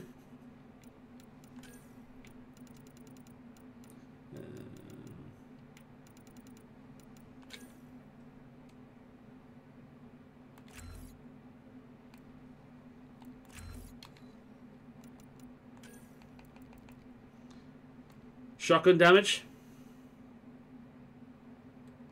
Ooh, and melee damage. Yup. We'll have that.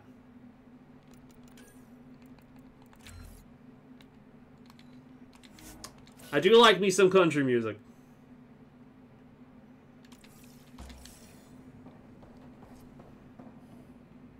I actually made... I played a... one of my tabletop characters was Amos Moses. And according to an actual American in the group whilst I was playing, I sounded like Boomhauer. Well, like the entire goddamn time, I talk like a Southern American. That's pretty much what he sound like. Probably can't do the voice quite well at the moment because I had my headphones on, but yeah.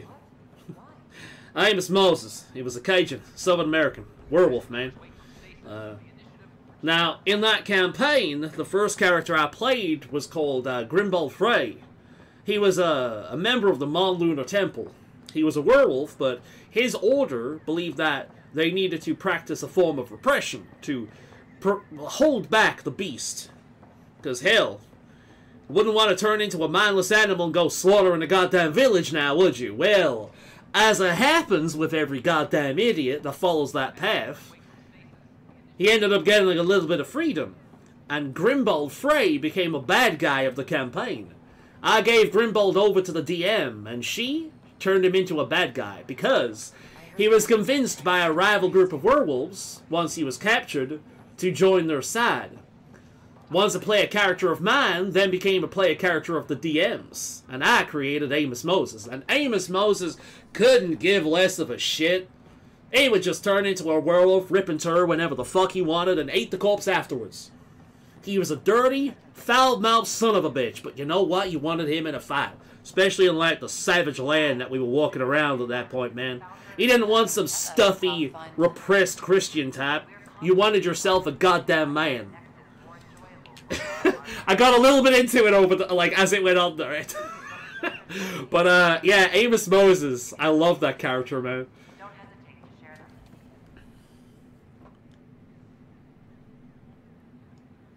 Good old kick over. Yeah, man. I remember Grimbald Frey very fondly because he just became a bad guy. Really, I practiced for months with that character as well. I really got myself in the mindset of the character. You know, like, I would sit there arguing with other characters about why his religion had the correct way of doing it. It's like, yeah, the practices of the Mon Lunar Temple are cruel, but cruelty is to a child in order to make them control the beast is a lot better than allowing that child to slaughter their entire family. you know, because the beast took over.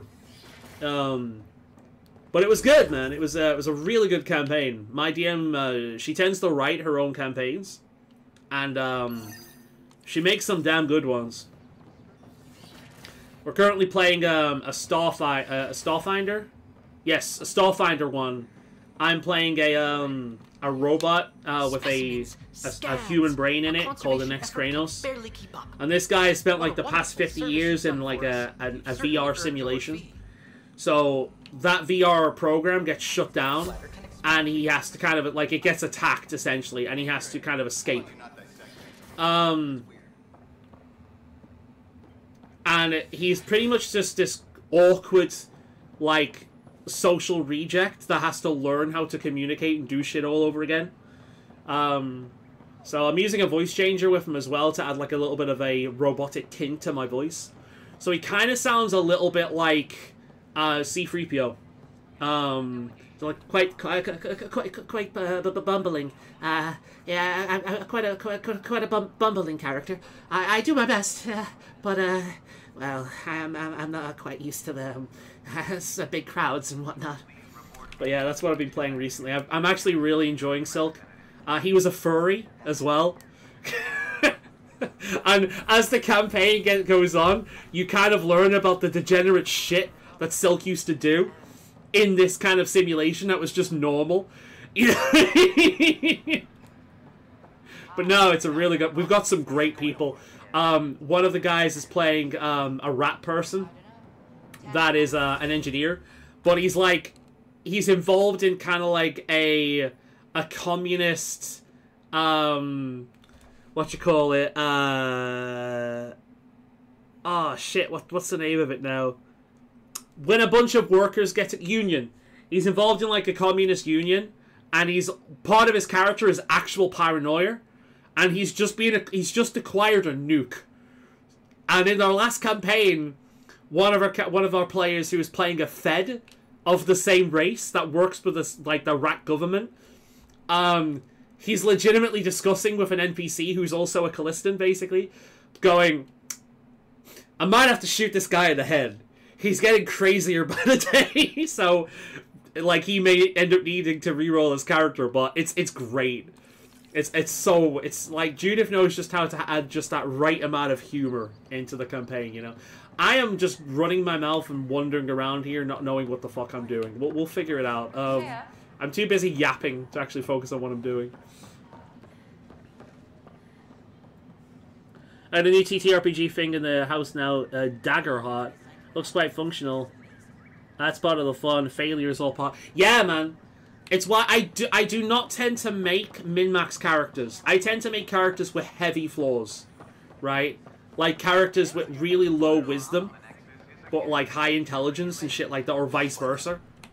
You know, I tend to make characters with really low stats in one area, just for the lols. Ryder, I just read the most fascinating... Because the failures really do lead to the funniest parts. And their Quarian creators. I feel like the Angara and the Quarians have so much in common. Really? How? We're both... Yeah, your character might die, and I've always been fine with that. I've always been fine with that. I don't want my character dying for bullshit, though. If my character dies in a way that has an impact on the story and the campaign, I'm alright with that. I'm alright with that. Like, I spent months getting myself into the mentality of Grimbold Frey whilst she was writing the world. And when I actually had him, I had 3 characters in that campaign. There was Grimbold Frey right from the start, and a few weeks in, I gave him over to the DM. And I created Kikarin. Kikarin was a bird person, cleric of the Forge, and her whole thing was she would work on like rundown, dilapidated areas, and like build them up until they are thriving metropolises, take all the credit, and then leave. That was kind of her whole thing, and this campaign got her into combat way more than she liked. So Kikarin ended up basically saying, after a near-death experience, Kikarin was like, nah, I can't do this. I'm staying back here. And she became an NPC we bought shit from. And that's when I made my barbarian character, which was Amos Moses, and he was the one we did the rest of it with. But yeah, it's all about the story and group cohesion and shit like that. Like, my very first tabletop character, I don't know where the fuck we're going here. I think let's just... Oh, Sam Node. Let's do that. Yeah, let's do that. My very first character was a dwarven mastermind rogue by the name of Truth Miner. He was based on the likes of Alex Jones, David Icke, all that kind of thing, right? He ran a underground news network called TNN, Tunnel News Network. And his entire thing is he was kind of like a shit stirrer. He was a propagandist, and he would basically manipulate anyone he thought was gullible. But if anyone saw through the bullshit, and of the world in general, they would have his respect. Now, the character was quite chaotic neutral, possibly even evil, depending on what happened. But it worked with social cohesion because he knew that he couldn't survive on his own. So he knew that if he fucked over the group, it would kill him. So he made sure that the group itself liked him. But when it came down to it, yeah. One of the funniest moments with that character is Judith had built up a RDM. She had built an encounter with cannibals. But before the encounter could start, Truth Miner was like, I've always wondered what the different races would taste like. I mean, you wouldn't want dwarf. Dwarf was probably kind of like hard, tough meat, right? You know, you'd want maybe one of those elves, or is elves are elves stringy? Oh, I tell you what would taste the best: the minotaurs. Yeah, now they taste good. A fine bit of beef, huh? Truth Miner was, and we ended up having like this casual conversation about what the different races tasted like, and then the cannibals invited us into their camp after that nice, casual conversation. We ended up killing them, mind you, but a little bit different than just straight up combat. I love Truth Miner, man. He will always be my favorite character because it was my first tabletop character.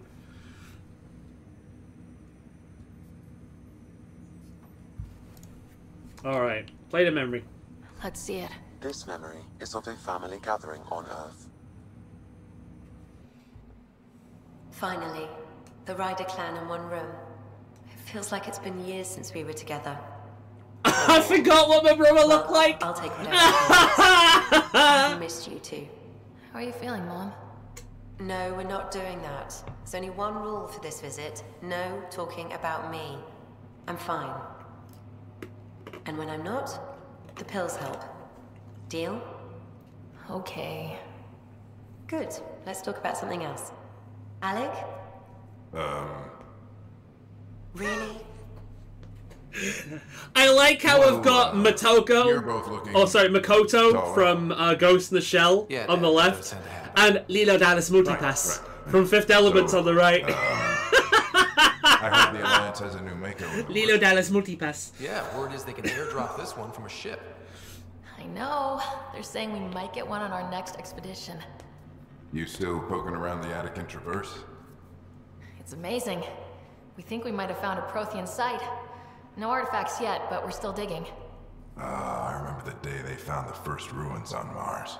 Changed my life. We knew for sure that aliens were real. We just had to go find them. Yes, every day I wake up, I'm looking at a Mass Effect relay and I keep thinking, what's on the other side? Don't lose that. The minute you stop wondering what's beyond the mountain... Let's just keep lingering on the space. What could possibly go wrong? It's in our blood. You infected us. Have you ever tried the, What was it like, Dad? Is it Blades in the When you Dark? went through that first relay? I've got the book here somewhere. Don't believe the stories. The Charon relay scared the shit Yeah, Blades in the Dark. Admiral Grissom included. There's Pathfinder. Why don't we go have this dinner Or your mom's been Starfinder. slaving over Have you ever tried the Blades in the Dark tell you system? all about it. Really like this one. Yeah, we did a Blades in the Dark one as the prior campaign before the one we're doing right now. Very, very good I system. remember that.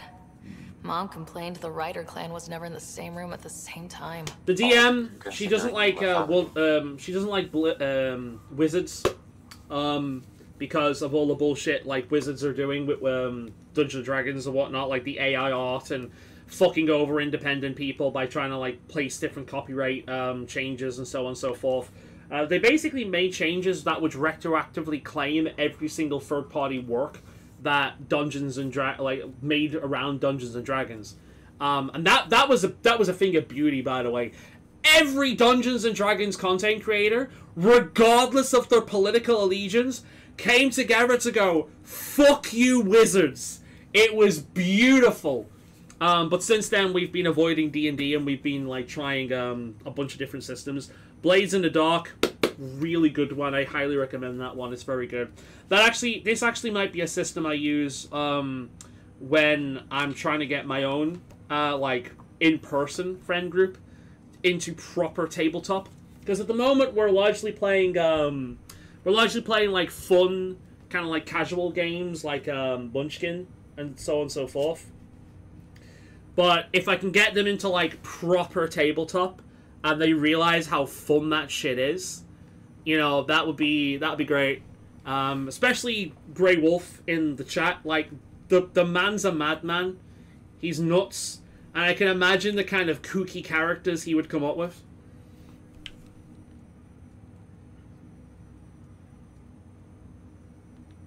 People get busy. Scott and I were trying to start our lives. A course that seems to have been influenced by your father. Yeah, good or bad. Your parents were buff on you. A form of symbiosis. Only played a few systems. I'm really new to it myself. I've played the Warhammer RPG system, which is both incredibly simple and incredibly complicated at the same time. Blades in the Dark, Starfinder, 5th edition, D&D, and then there's another one we've played that I can't quite remember off the top of my head. Yeah, I think it's Warhammer RPG system, Blades in the Dark, Starfinder, 5th edition D&D, and yeah, I think that might be it actually. Let's see it. This memory is when Alec first learned. What's VTM? I don't think I've heard of that one before. It will be just a moment. I wouldn't mind playing Pathfinder. I wouldn't mind playing as a Mad Dog Barbarian. I love that I'm too old for class. Cloak and Dagger. I got your message. I'm here. Who are you? A benefactor, if you like. I didn't even realize that was a woman at first. I thought that was a male Taurian. That's vague. Oh, Vampire the Masquerade! Okay. You're out of money. I wouldn't mind playing that one at some point. I like White Wolf. How do you know I'd play as a Gangrel, I think. I like the Gangrel. Whatever you need. Start by telling me what you need. Your AI is more than a cure for your wife. Cult of Cthulhu. That actually might be one I try with my group. I don't know whether one of my friends would like it, but Grey Wolf in the chat would definitely like Cult of Cthulhu. Andromeda Galaxy? That's definitely one of those ones where if you play it, you have to accept that your character will die. Are you interested? It just will. Who was that? The benefactor. I believe there was more to the Andromeda initiative than was publicly understood. Private logs are now available in your father's quarters. They may shed further light on the matter. I prefer storyteller stuff. That's why I like Blades in the Dark. Blades in the Dark is a very storyteller thing. Okay, I'll keep working on it. Your character will not level up as well if you don't fail shit. The whole system of Blades in the Dark makes it so you don't, like, failure is not the end. It's part of your character. It's part of your character growth.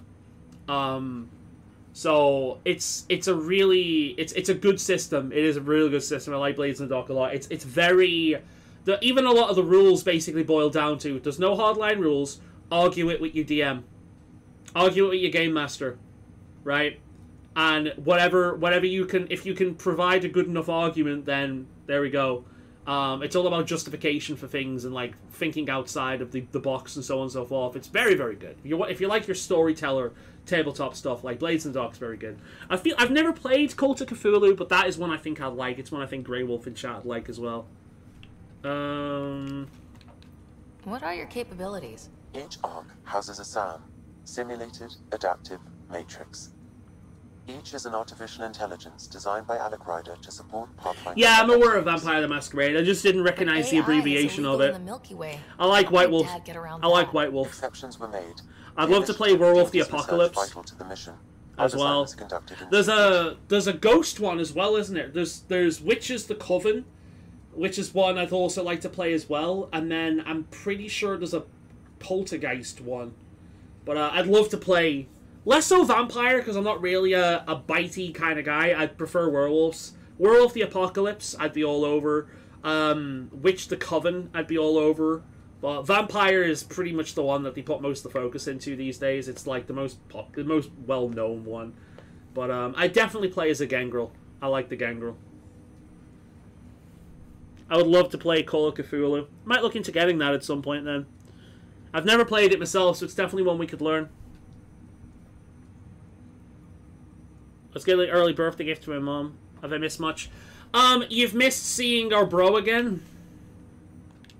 So there are Lilo Dallas Multipass showed up again. However, your father continued to modify my own routines until the Hyperion's departure. It's a shame the new Vampire the Masquerade game didn't take off. I loved Werewolf the Apocalypse though, Bloodlines. Werewolf the Apocalypse really reminded me of a game that I would play like years ago in like the early 2000s or the mid 2000s. It really didn't feel like a modern game, Werewolf the Apocalypse, and that was a good thing to me. Like legit, that was a good thing.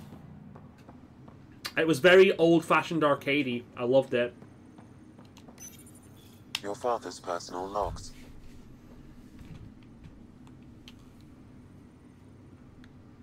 Give me that, Alec. We've heard enough of you talking. Right. Mr. Brodam. So, here's the irony. My research on biotic implants and EZO caused this stupid disease. But maybe it'll save me. While I'm doing this, Grey Wolf, have a quick look online to see what the minimum requirements of players are for Cult of Cthulhu. Anyway, the right type of implant, joined with the right Because I know type you of AI, look into the rules. I don't know whether Carl would want to put that much effort into it, though. even as the disease is trying to kill me. The implant and Sam are counteracting it, keeping things balanced. Result? I get to hang around a little longer. Maybe collect on all those anniversary dinners this guy owes me. As a Quarian and historian, how do you view your people's reaction to the Geth? Well, we banned artificial intelligence, which was understandable, but that was taking a hammer to a rather delicate nail. Which was what? The very thing that sparked the revolt.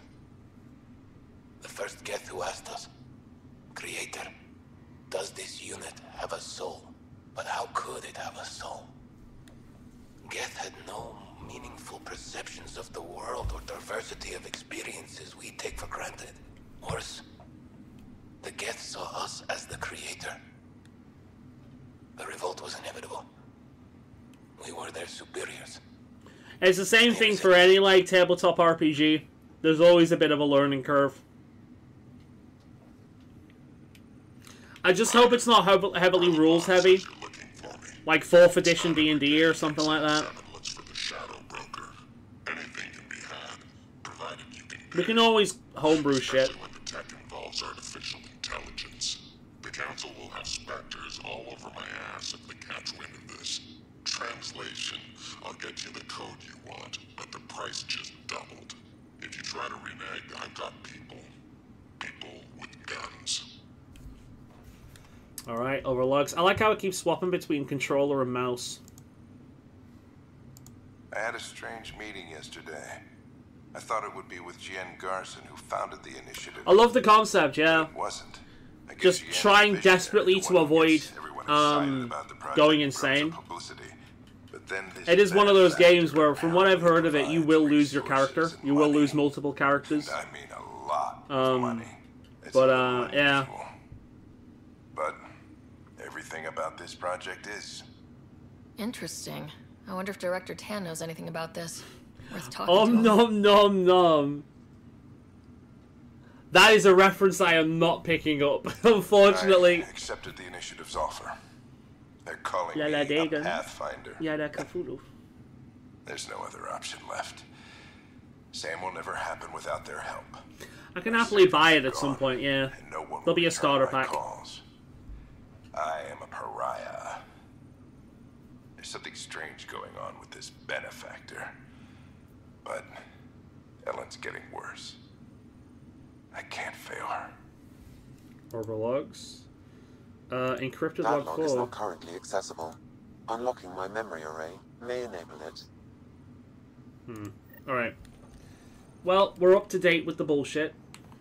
Right, let's go to the main area then that we need to go to, which is Aya. Aya. Right, let's go.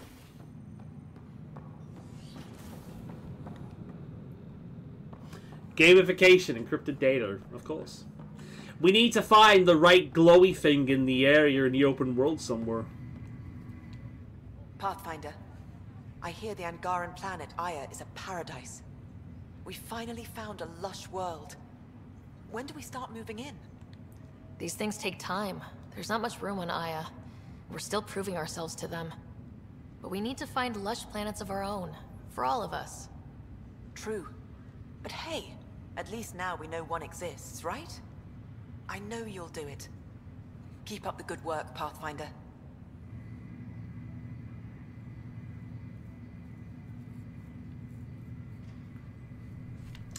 How I see tabletop is how long you can stay alive before you're doomed. It depends on the game. It really depends on the game.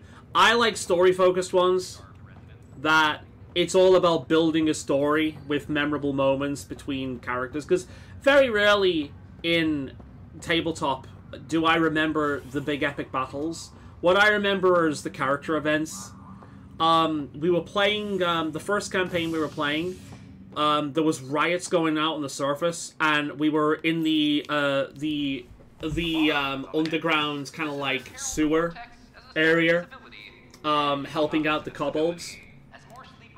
And we were, as shit hit the fan, we fight for a bunch of people, and then we find a hostage, and one of our members fumbles his role. So essentially what happens is, he was a fighter, so essentially what happens is he charges in, he fucking decimates everyone, he kills them, he is a goddamn champion, and then he fumbles. His weapon is thrown from his hand, and immediately the guy, as he's tied to the chair. I remember shit like that. I remember a moment in which, same campaign, we were trying to break into a tower. So what we did was the, I think, sorcerer of the group polymorphed our fighter into an Indian elephant, levitated him over the building, and then fucking dropped him. He fell through the building, breaking half of the goddamn walls and thumping down, killing 2 units on the bottom floor. So then we charge in, and because the way polymorph works, that kills the elephant, but then the character just returns to his fighter with full health. And we unleash hell. That was great. Another funny moment was, I can't remember what exactly triggered this, but we broke into a different god tower. This was much earlier on in the campaign. And we killed a person, and we chopped them up into little pieces, and we flung them down the stairs. As more guards came to check up on the commotion, they just see this river of blood, corpses, and viscera just go down the stairs like a moment in The Shining. They look at it and they're like, nope, and they fucking run. That's the shit I remember. The unhinged bullshit that players do.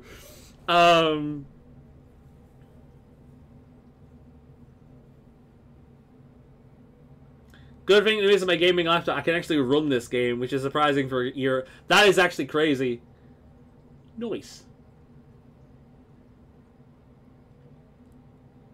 Yeah, like he's sent it to HP like multiple times now.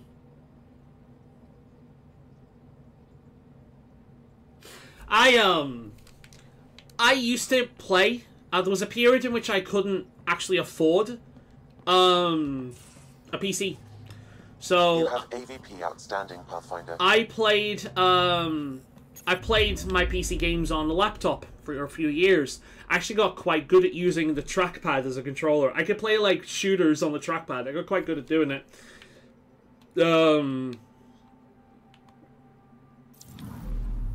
But I can't do it anymore. How the fuck do I get out of here? Where do I go from here? Oh yeah.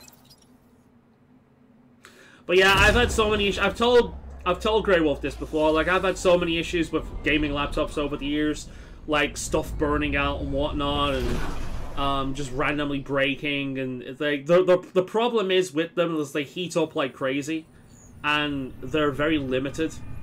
I do not think I will ever get a laptop unless I can't afford a PC at some point in the future, and I do want to play PC games. Outside of the Steam Deck, you've not really got much options, so I would get a gaming laptop again if I could, but I do like having a laptop around, but I mostly use my laptop for watching stuff, by, like, using a HDMI cable to connect to the television, or, oh, for fuck's sake, I want to disembark, damn it, or, like, watching stuff on YouTube, or while I'm doing the dishes or cooking, so I think just, like, a basic notebook or something would do me well, because I don't really need anything too powerful. So when I do come to get a new laptop at some point in the future, I'm just going to get like a cheap little thing that just does the basics, because I do like the portability of it. It's nice to have. Welcome back. Right, can I actually fly somewhere else now instead of the dock?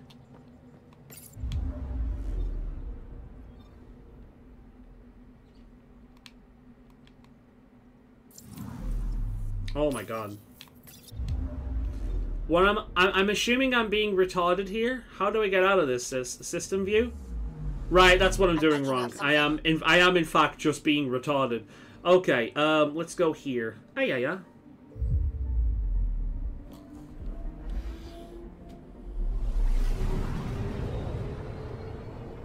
Never do the all-in-one. I have a work laptop that does work. I did do the all-in-one. This computer is an all-in-one.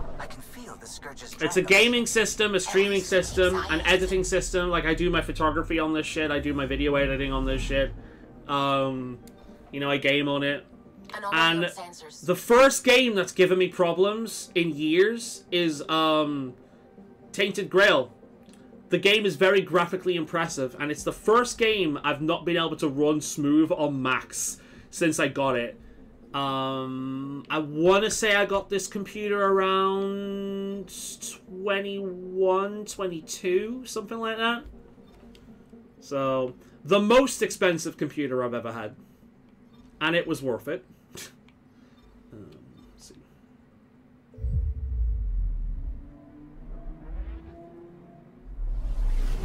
I work on my Macs. I just like having a base. I think for work stuff, I would always go for a basic PC laptop. I don't like Mac. I was forced to use Macs in art college because apparently Macs are good for Macs are the only way to do that kind of thing, and it meant that when I got home, I had problems with file type because my computer was a computer. I hated it.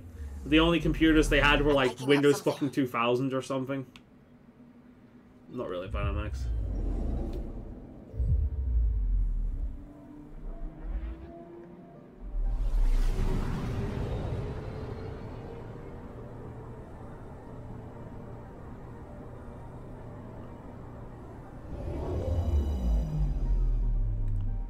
Oh yeah, I mean, like, you've been an Apple guy for years, so I never expected you to get rid of your Mac, but man, like, there's so many good fucking games that you can play on PC that Macs just don't allow. Especially if you want to get into, like, the indie scene. PC is, like, the best shit for that. So, yeah, like, you picking up a little laptop for that is ideal. Anomaly detected.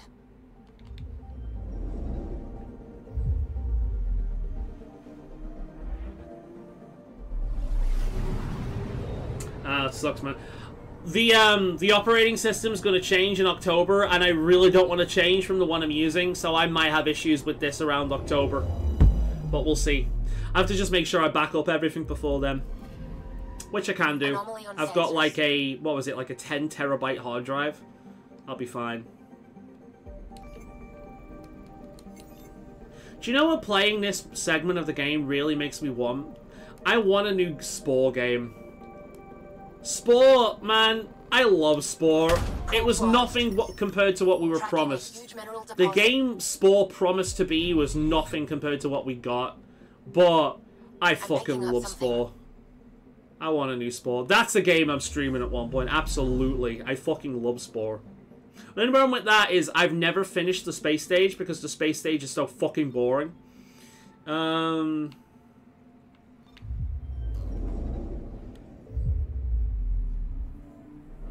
Max are quite limited, but solid. I mean, yeah, pretty much. They do what they're built to do very well, and nothing else. Whereas PCs are more open, but finicky. Macs are like specialists. PCs are generalists. I think that's the best way of putting it.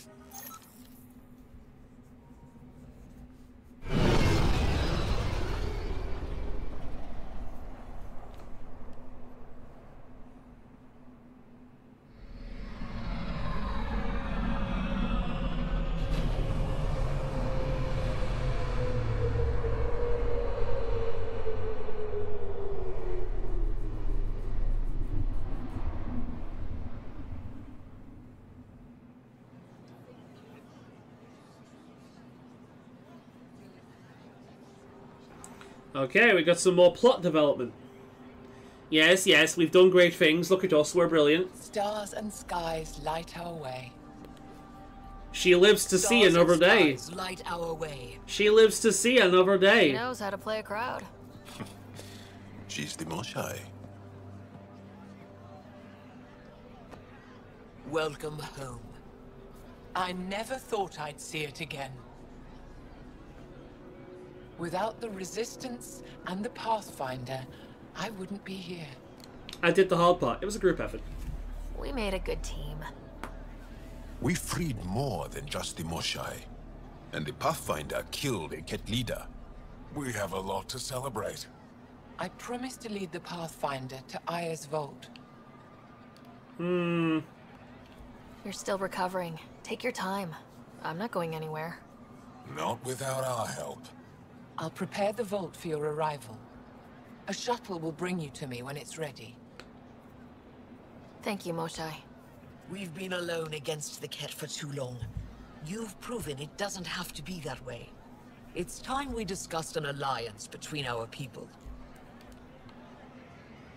That's a great idea. We're happy to make room for you on the Nexus. We'll provide an embassy here as well. Our city is open to you. Join us. Well done, Joel. Report for reassignment. I need to stay with the Pathfinder. Jal has already become a valued member of my crew. Of course he has. I see the benefit. Request granted. I'll need to file a mission report. Don't leave Aya without me. Don't worry, Jarl, I won't. You're the coolest guy in the crew so far. Okay, cool. So, oh Christ, look at all these quests. Ah, and I bet you they're gonna have us going all over the place. Oh God, look at all the bullshit. We have bullshit, guys. Okay, okay. Time to collect the tings.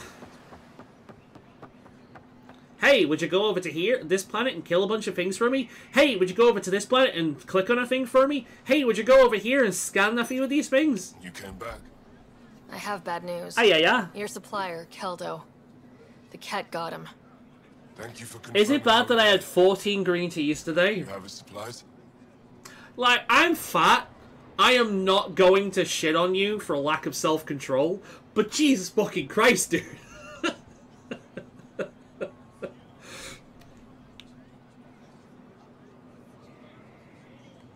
Supplies. Your friend is dead. Don't you care? I grieved for Keldo before I sent you to find his body. He fought for the Resistance. Died for it. We still need what he promised. The cat had your weapons. I got them back. Yes, all of them. Oh, good. I've already done this one. This is good. At least it's healthy. I mean, I'm pretty sure if I ate that many apples, I wouldn't feel healthy, and apples are good for you. But, Jesus Christ. Are we friends yet? Hey, I did you a shit. Are we friends yet? I appreciate it. I do want our people to get along. Help each other. You proved it. This time, at least. Need to get the weapons where they belong, but... Kildo would want me to help you. I have things you can use, and I want to see your credits for myself. Trade? You'll accept credits? Think I'm getting the better deal. All you walk away with is a number. True. But who knows what that number will be worth someday. My inventory's open to you. Technically, the guy's invested in crypto at the moment. The Cobra RPG. An Arach fluid sac. Platinum. Titanium. Ladinium. Crypto. Have you got anything fun? All items. Sell a salvage. Okay. That'll do. That'll do, Piggy, that'll do. Okay, what else have we got? We got more shit around here. Okay. Let's see where this leads, if I can find my way there.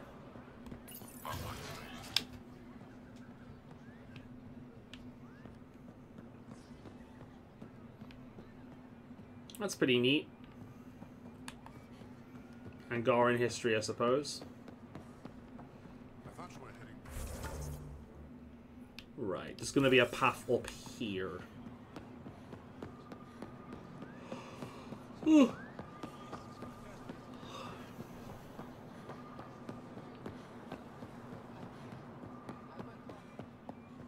Right, this way. See where this takes us and what this is all about. My friend, you are practically glowing. Pathfinder, I'm Enro Bosan, assistant to the governor. As you can imagine, your arrival raised concerns from Aya's people. It'll take a long time to trust strangers again. Which is why they want the Nexus to listen to them. We've set up terminals in the city so people can leave messages for your people on the Nexus. I'd appreciate if you take a look and forward their communications to your people.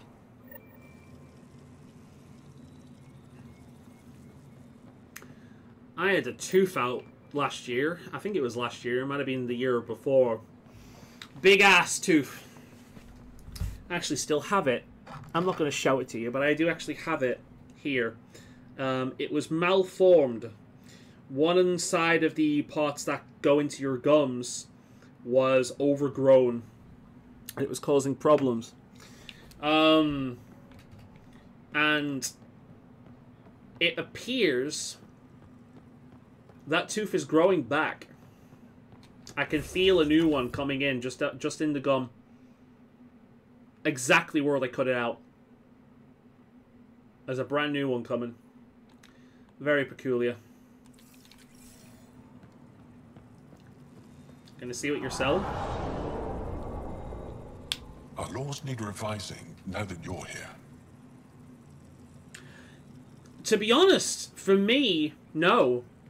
I don't know why, but I still grow teeth. Comes back. Which is why I can't get my teeth fixed. I actually have multiple. I've got one here behind the tooth. So do you know, like, you'd have a row of teeth like that? I've got a row of teeth like that. And then I've got one tooth here next to the other one. And I've got the same thing on the other level on a different side. Where there's your row of teeth, and then there's one inside the other one. So I double up in two areas of my mouth. I have one up here.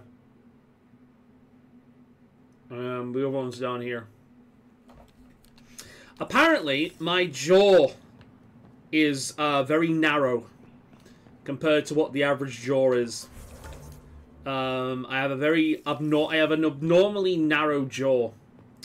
which might contribute to, well, that, and the extra teeth is actually why I have a bit of a lisp, because my tongue gets trapped by the teeth quite often.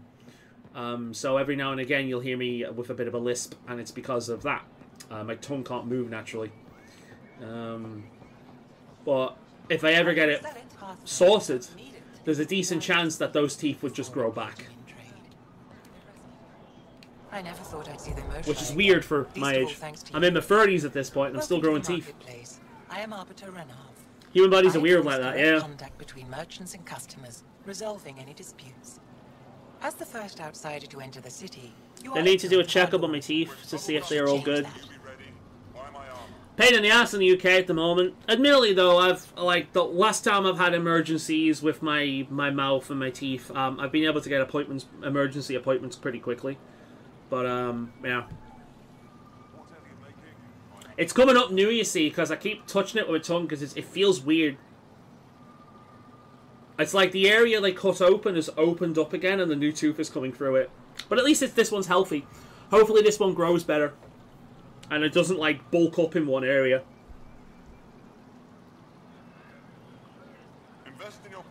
But yeah, the funny thing about the human body is, like, there's a general build guide for a human body, but everyone has some weird shit that happens.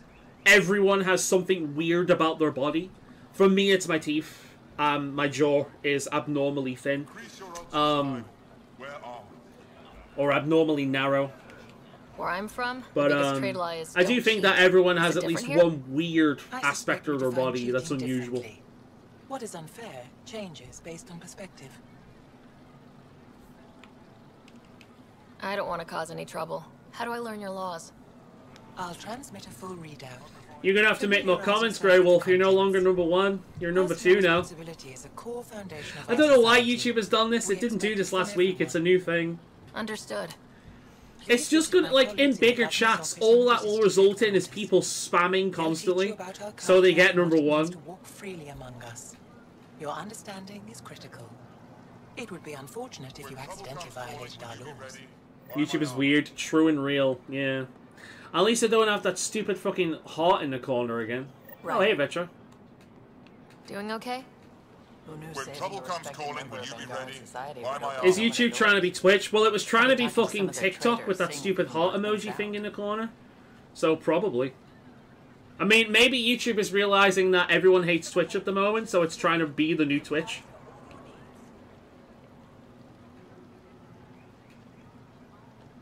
We have to be careful not to trade away too much of what the Nexus needs. Trust me, I'm running everything by cash.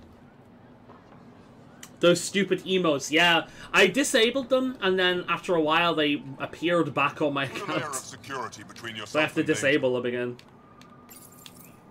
New clientele is always welcome here. Have a look. I'm sure you'll find something to your taste.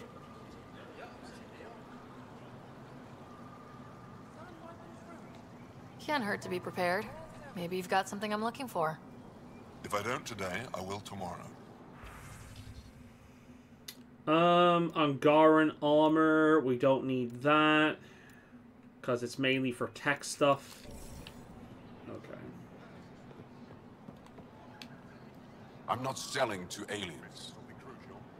Cool. Suck my dick. What's that? I'm a female and I have a dick? Well, you don't know because I'm an alien fuckface and you never will. Yeah. They let you pass the gates. Huh. It's an honor, and I understand that. I'll be respectful. All right. Everyone deserves a chance to prove themselves. Good shit. I like that. You've got an enthusiastic trader, you got a racist trader, and you've got one that's a little bit skeptical. I like that. Diversity of opinion. I hate the shopping system in this game, though. Everything just looks useless, and all the symbols are exactly the same.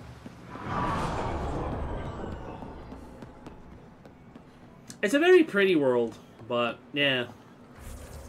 Map. This one. Oh, this?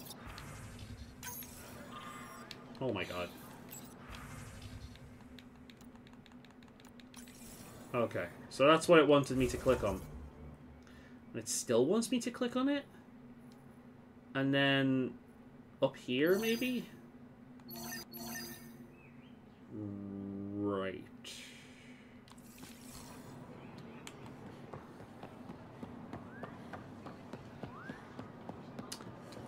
I mean, to be honest, YouTube ain't much better. It's just its systems are a little bit better than Twitch, which is why I use it.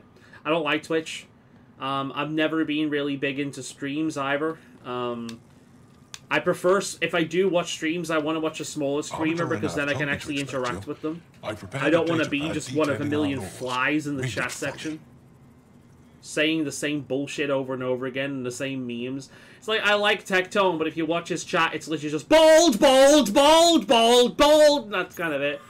You know, Asmund Gold, Roach, Roach, bold, bold, Roach, bold. It's just like, yeah, okay, guys, you're really funny. You're one big hive mind of retardation. It's like, okay. Okay. But if you're finding, like, a small streamer, who doesn't have a lot of activity going in chat, then you can actually interact with them, and I prefer that. I prefer being that, and I prefer engaging with that. The more people there are in chat, like, the harder it gets to keep up with stuff. I mean, at the moment, they're only a small number. I could like deal with a few more people, you know. And then you get like the natural flow stuff going. But then it gets to a certain point where you're like, woo. Why am I beeping? Oh.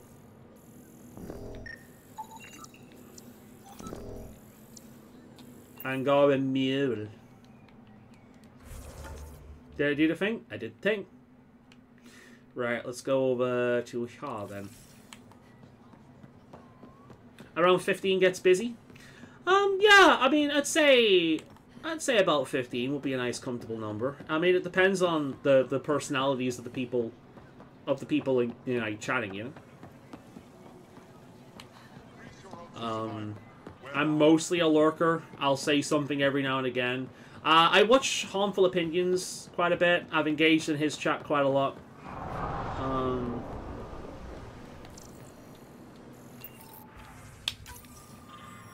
But I don't really watch too many streamers. And even then, like, I mainly just sit there watching Harmful. Very rarely will I engage.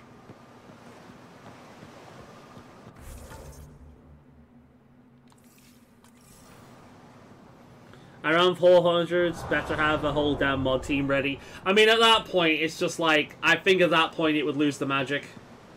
You know? At that point, you just can't possibly keep up with the chat. And then your brain does what, like, the human brain, like, hones in on that one guy that's saying something retarded, and that's the one you respond to, you know what I mean? I feel like just standing here and going, you know what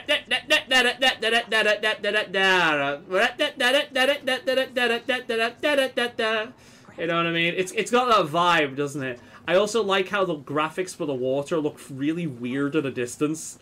Like, doesn't that just look like something's broken? Like there's a texture glitch or something?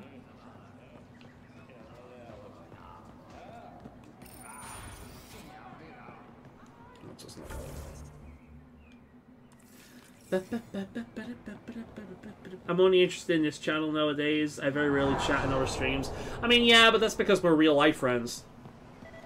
You've got that element of it. It's like I chat in yours on the very rare instance that you actually stream. Welcome to the Taverton. Feel free to order a drink, or if you're hungry, we have. Well, it's a little bit different with you because we're real life friends. Fresh fruit, but you'll like it.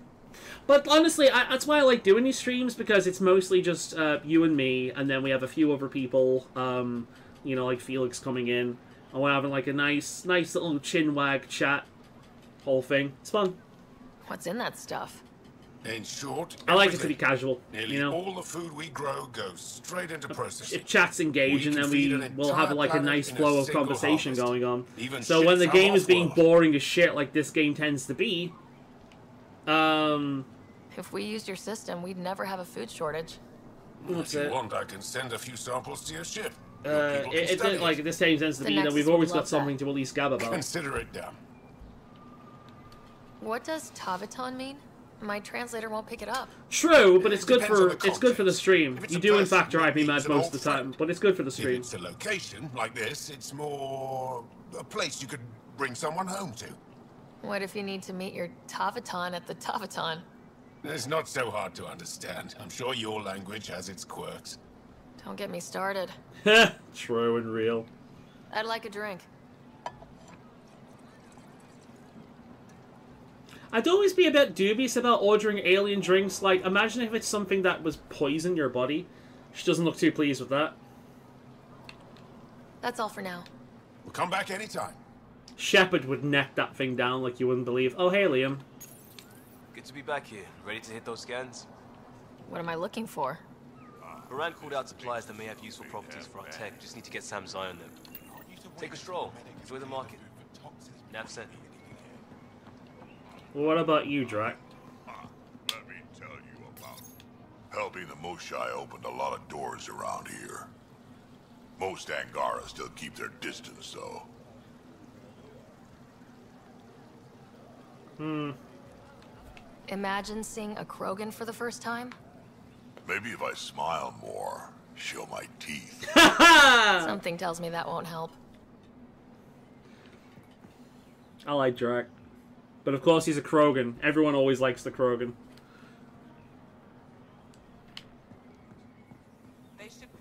Ooh. I feel like I just did something to my headphones there. Give me a minute.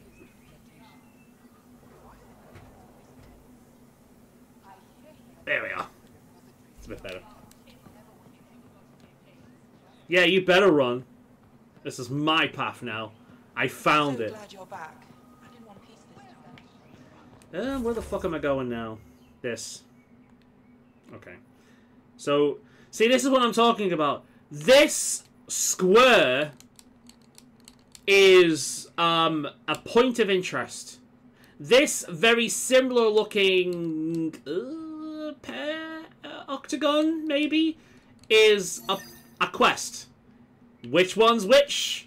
Find it out yourself, fuckface. That's like, ugh. I'm not the biggest fan of that. I see the NPCs dancing. Wait, where are they dancing? I want to dance. I wonder if Ryder can dance, because Shepard could never dance. So I wonder if Ryder's actually capable of it. At least we made some progress this time, and I'm not on the fucking I'm not on the same planet just doing busy work all the time. I'm on a different planet doing busy work. Yay! Oh, hey there, PB. PB. Really? I can't interact with her? Oh. I just need to be on the right angle. Our new neighbors? Sort of. All this. It would be funny if Ryder can. The Angara sure do have a rich culture and blah, blah, blah. Huh, you been drinking? You're sauced, aren't you? What's your poison? I visited that cafe the Angara consider a bar. As for their hardest stuff, it was weird, which I like, but had almost no punch. Lightweight. Whoa. Steady now? That stuff must have a slow absorption rate. Whoops. So basically, she right. drank cider. It's just... It has no punch, but it'll still punch you in the end. You know what I mean? As a student. They even have a whole section on the Remnant. I didn't come to Andromeda to follow in someone else's footsteps. Don't worry, PB. The Angara barely have a foothold. Sure, they live among the Angara ruins, next but to they them was haven't very seen what interested in you've what the fuck we're already talking seen. about. You might have a point there. Bet nobody here has ever out. Part of the Incredibles family, what? Field, huh? Nope. Or I like how that guy's walking away now and is coughing. The fuck was all that about? Work, by the way. Thank you. I have no idea what they're talking about, by the way. Right. Not sure why, but ever since I packed up my apartment on the Nexus, something's crawled under my skin. But whatever it is, I promise, I'll get over it lickety-split. Be sure you do. You're a handful, even sober. Oh, the superhero mask.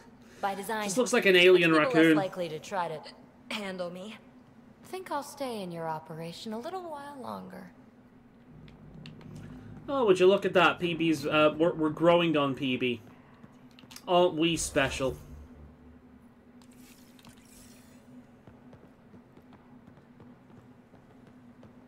We got word from Eladin. Oh. Good news? We have Nylon. Well, we got another remnant piece. Hello, Nylon. Nothing I am Fred. Pay them for their efforts. Pathfinder, did you make it to Hervarl? I found this Angaran helmet. Does it mean anything to you? This is a pre-Dark Age design. Do you see the black marks? The Scourge targeted this pilot's ship. Stars, it's perfectly preserved. I can almost imagine the pilot. He must have been so afraid. I've never seen one of these intact. Do you know how rare this is? I can't even begin to repay you. Why would the Scourge target that ship? It must have been a remnant vessel, or maybe there's remnant tech in the helmet itself. Can you imagine? Our ancestors using the remnant?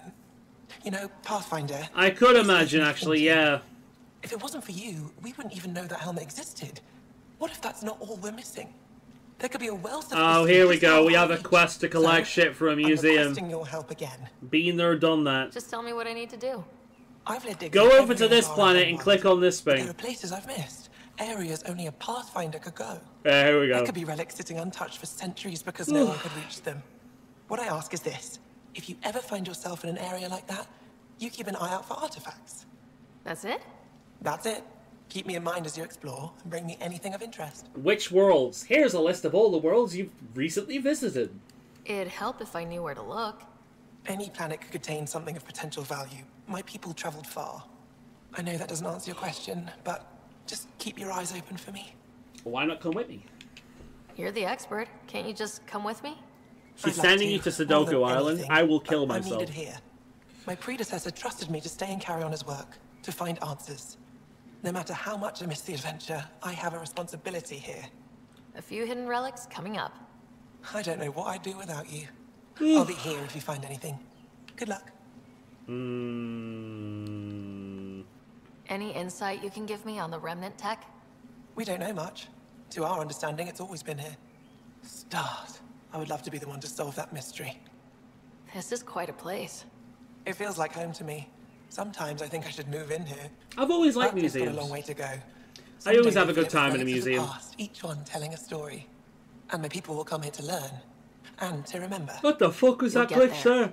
With enough hard work. Oh, did you see that? Her screen flashed. You said the helmet was touched by the Scourge? What does that mean? I forget your people weren't around for that. When the Scourge appeared, it targeted remnant ships, broke down their technology. More If the drive core Sudokus. was No! The ship's crashed. I hate That may not be Sudokus. all. Admittedly, the Scourge last leaves a two mark on times they've every shown up, purchase. I've pressed the wrong If it button, touched used an this item, helmet, and automatically perhaps the solved pilot them. was the target. There may be remnant tech inside the helmet. Or in the pilot. Storms. I hadn't even thought of that. Alright, I'll get going. I'll come back when I have something. Stars guide your travel. Yeah. Let me click on the thing. And click. Gotta get me some of that data EXP. Game, I'm not opening my fucking skills menu. I'm opening the main menu. Why the fuck does it keep doing that? I was like, oh, you're pausing the game? That must mean you want to bring up your skills menu. You have skills. Yes, and your system makes it so I can't spend them on the skill I want until I get more of them. So fuck off. Ryder, Shut up. you are the subject of a detailed scan by an Angara standing nearby. Maybe I should introduce myself. Hey, Joel. Hey, Joel. Well, what do you think? It's very pretty. I could get used to this. We take turns living here. You can see why. You seem happy. You're relaxed here. There's a sparkle in your eye. I am. Thank you. It's nice of you to notice. You're interesting. I like to notice. I guess we've just established that we're friends at this point, otherwise that would have been a romance interaction. Thank you for making sure that the squad behaves while on Aya.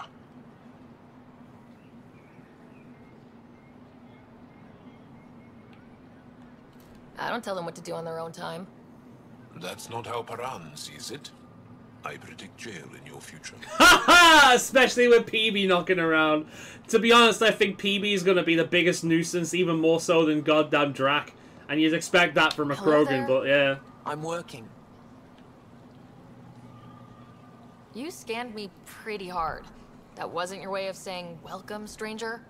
I wanted to be discreet. Noted. What's your interest in me? You're an alien on my homeworld. Why wouldn't I be interested? You could have asked. Fine. Will you submit to a full spectrum analysis of your biology? What you hope to find? Are you looking for something specific? We share many external similarities. I want to learn if that holds true internally. Fair enough. Can't fault you for being curious. Scan away. I didn't think you'd comply. I'm full of surprises. That you are. When we face extinction, family is our final comfort. Do you understand that? More than you know. I came to this galaxy with my family. I lost my father on the day I arrived. But you still carry on his legacy. He knew that, in the end. Family is everything. Not only the one we have now, but the ones that follow us.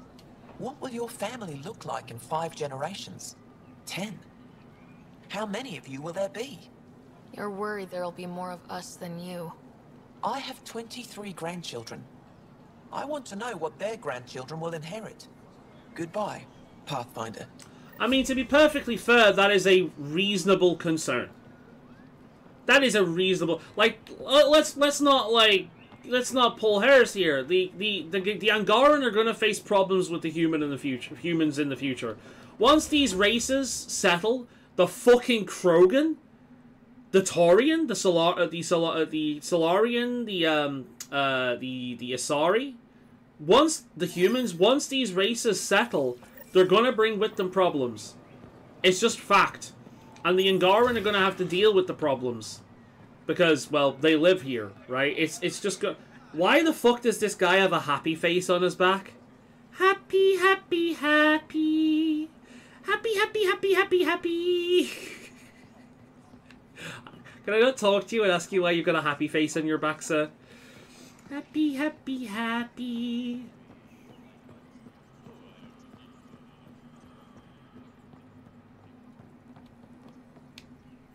Heard you were coming. I prepared a date pad and our laws regarding war. Learn them. Good shit. I just will unlock it. I'll totally get around to reading it. Can I click? Can I click? I want to click. It will not let me click.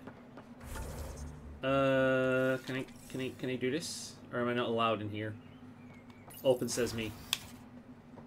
Ooh, apparently I'm allowed in here. Scan? Scan? Can I scan your shit? Ooh. I can scan that.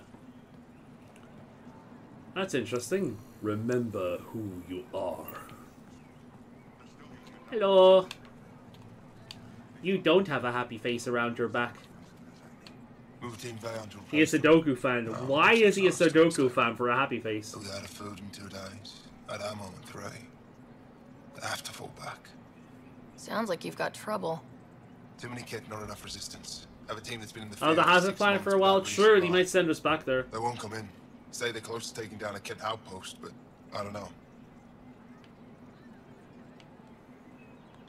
Give your team a chance to pull it off. We fought best when the odds are against us. Maybe you're right. This is the hardest part of my job. Thank you for the advice, Pathfinder.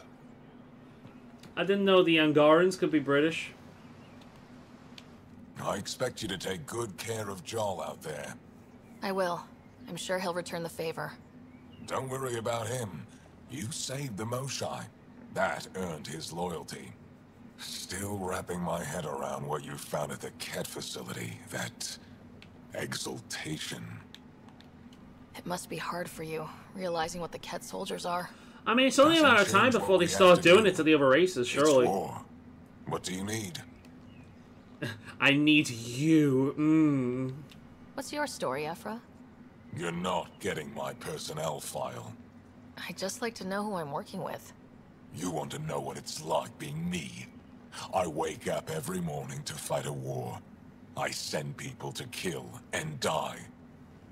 If I'm lucky, there are more dead Ket than resistance when I go to sleep. I wear black every day. I only listen to the most depressing emo music. I'm a badass. I'm edgy and I am pain. Okay. I hope the initiative is making a good impression.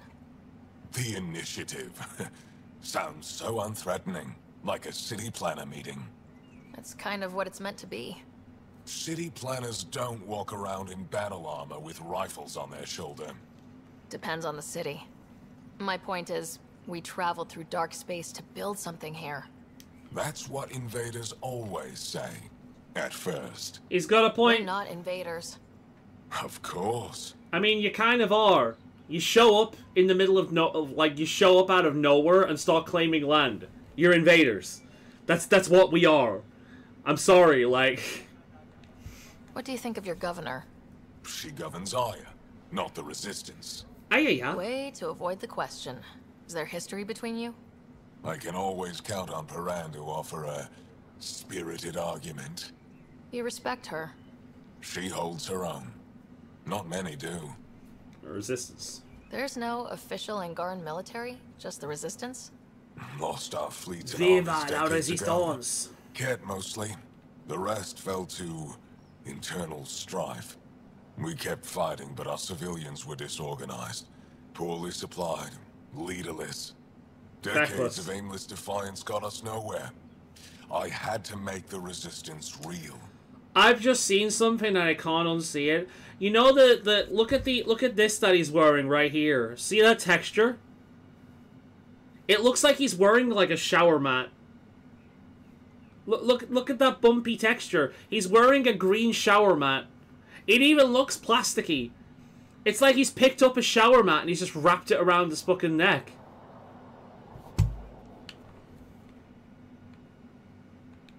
I've seen armed people in uniform. They're not Resistance? Aya police. Purely ornamental. Gives us the appearance of civilization. You don't think they're necessary? If things go bad, the Resistance will handle it. That's up to the governor, isn't it? He's a happy chappy, isn't he? How is the Resistance organized? Loosely, we operate in cells. Independent strike teams have better odds. If the Ket capture a cell, it doesn't compromise the rest. How'd you wind up in charge? Nothing to lose. My family was rounded up into a Ket slave camp. Last contact I had with any of them was 10 years ago. They could still be alive. Didn't figure you for an optimist. Or they could be turned into Ket. He might have killed them. What success have you had against the Ket? Enemy casualties are up 600% in 3 years. But that's just a number. Every time we destroy a facility, take out a warship, we give our people hope. And you're not fighting alone anymore. We'll see. You've been fighting Ket a long time. Any advice? Your war's different from ours. It's still a war, and we're not prepared for it. Wouldn't matter if you were. The Ket aren't a conventional enemy. Ket Origins. Any idea where that they sounds came like from? a new Marvel movie. A homeworld somewhere. Each of our colonies heard a different story. I doubt any were true. They came from far away. That's all we know. Ever tried following a Ket ship to see where it goes? Of course we did. Wherever home is... I'm willing to they bet don't that the visit. Ket started as one individual that gained a certain kind of technology and then used that technology to start making soldiers. That's what I'm betting this is leading to, but we'll see. Do the Ket have a favorite strategy? Something we can exploit? They switch tactics constantly, almost capricious about it. Makes them unpredictable. They must have some weakness. They're vulnerable to brute force. That's enough. The Ket aren't mindless monsters. They must care about something. Slaves, resources, power. Same as any conqueror. You didn't see the exaltation process. Treat it like religion. They convert us against our will. That's not religion, it's genocide. It's both, actually. Every culture has its purpose. Theirs is to take whatever they want. I'll let you get back to it. Good. Oh, well, he's an happy sort, isn't he? Happy, happy, happy. Let me look at the happy chappy again. Happy, happy, happy. Alright, let's have a look deep down here. I might just drop it at 10 o'clock today. I'm starting to get yawny. I've got to be up early tomorrow. Get shit done before the sun rises. And causes blistering fucking heat.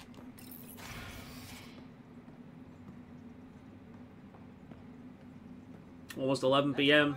Ryder. Getting lots of stares. Reminds me of being on Thessia for Asari commando training. We're the aliens. For some Angara, we're the only humans they'll ever see. That's huge. Whatever happens, we'll make a better show than the Ket. I mean, that's not exactly difficult to achieve, is it? Ooh. Oh, this will be a shooting range. Oh, is it a shooting range or a shop? Let's have a look. Pathfinder. What's your shop? Ephra cleared you to purchase weapons. Over my objections. Hey, selling an alien weapons would make me nervous too. I don't do this for Ephra. I respect the Moshai. And I don't know if any of these are any good. That looks pretty, though. I like it. It's pretty. Is it any good? Don't know. Because the game doesn't really do a very good job at, it's like, it does more damage, but lower that shit. Like, I don't fucking know. I don't know. I hate the fucking, like, menu system of this game.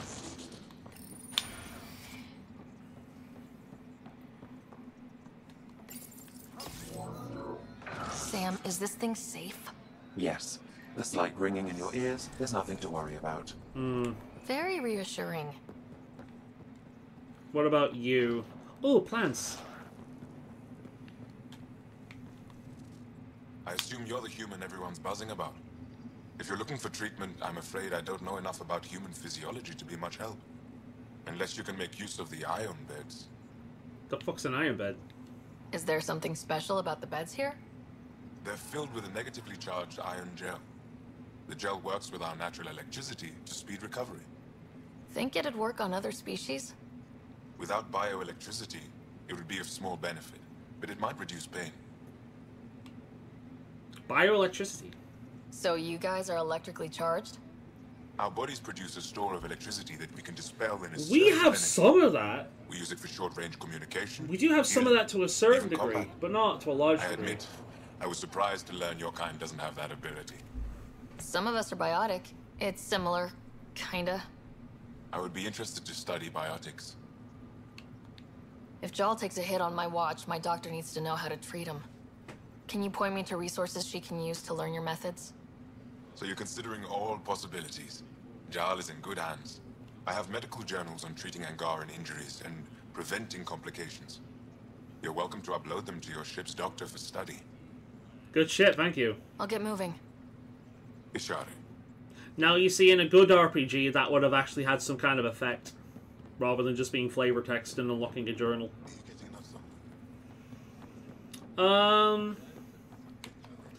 Right, I think what we'll do is, next stream, we will be coming here and continuing on the path that we shall find. Wherever the fuck that leads. It's been a fun stream today, though, guys. I've enjoyed my rant at the start about Veilguard and all that kind of shit, which is something I've done quite a few times during this thing, but we're all in agreement. It's a steaming pile of dog shit. But yeah, we will continue on with this next week, around the same time. Hopefully we'll go until 11 next time, but yeah, I'm gonna get myself some sleep, I think. See you next week. Bye! Fun, guys. Bye.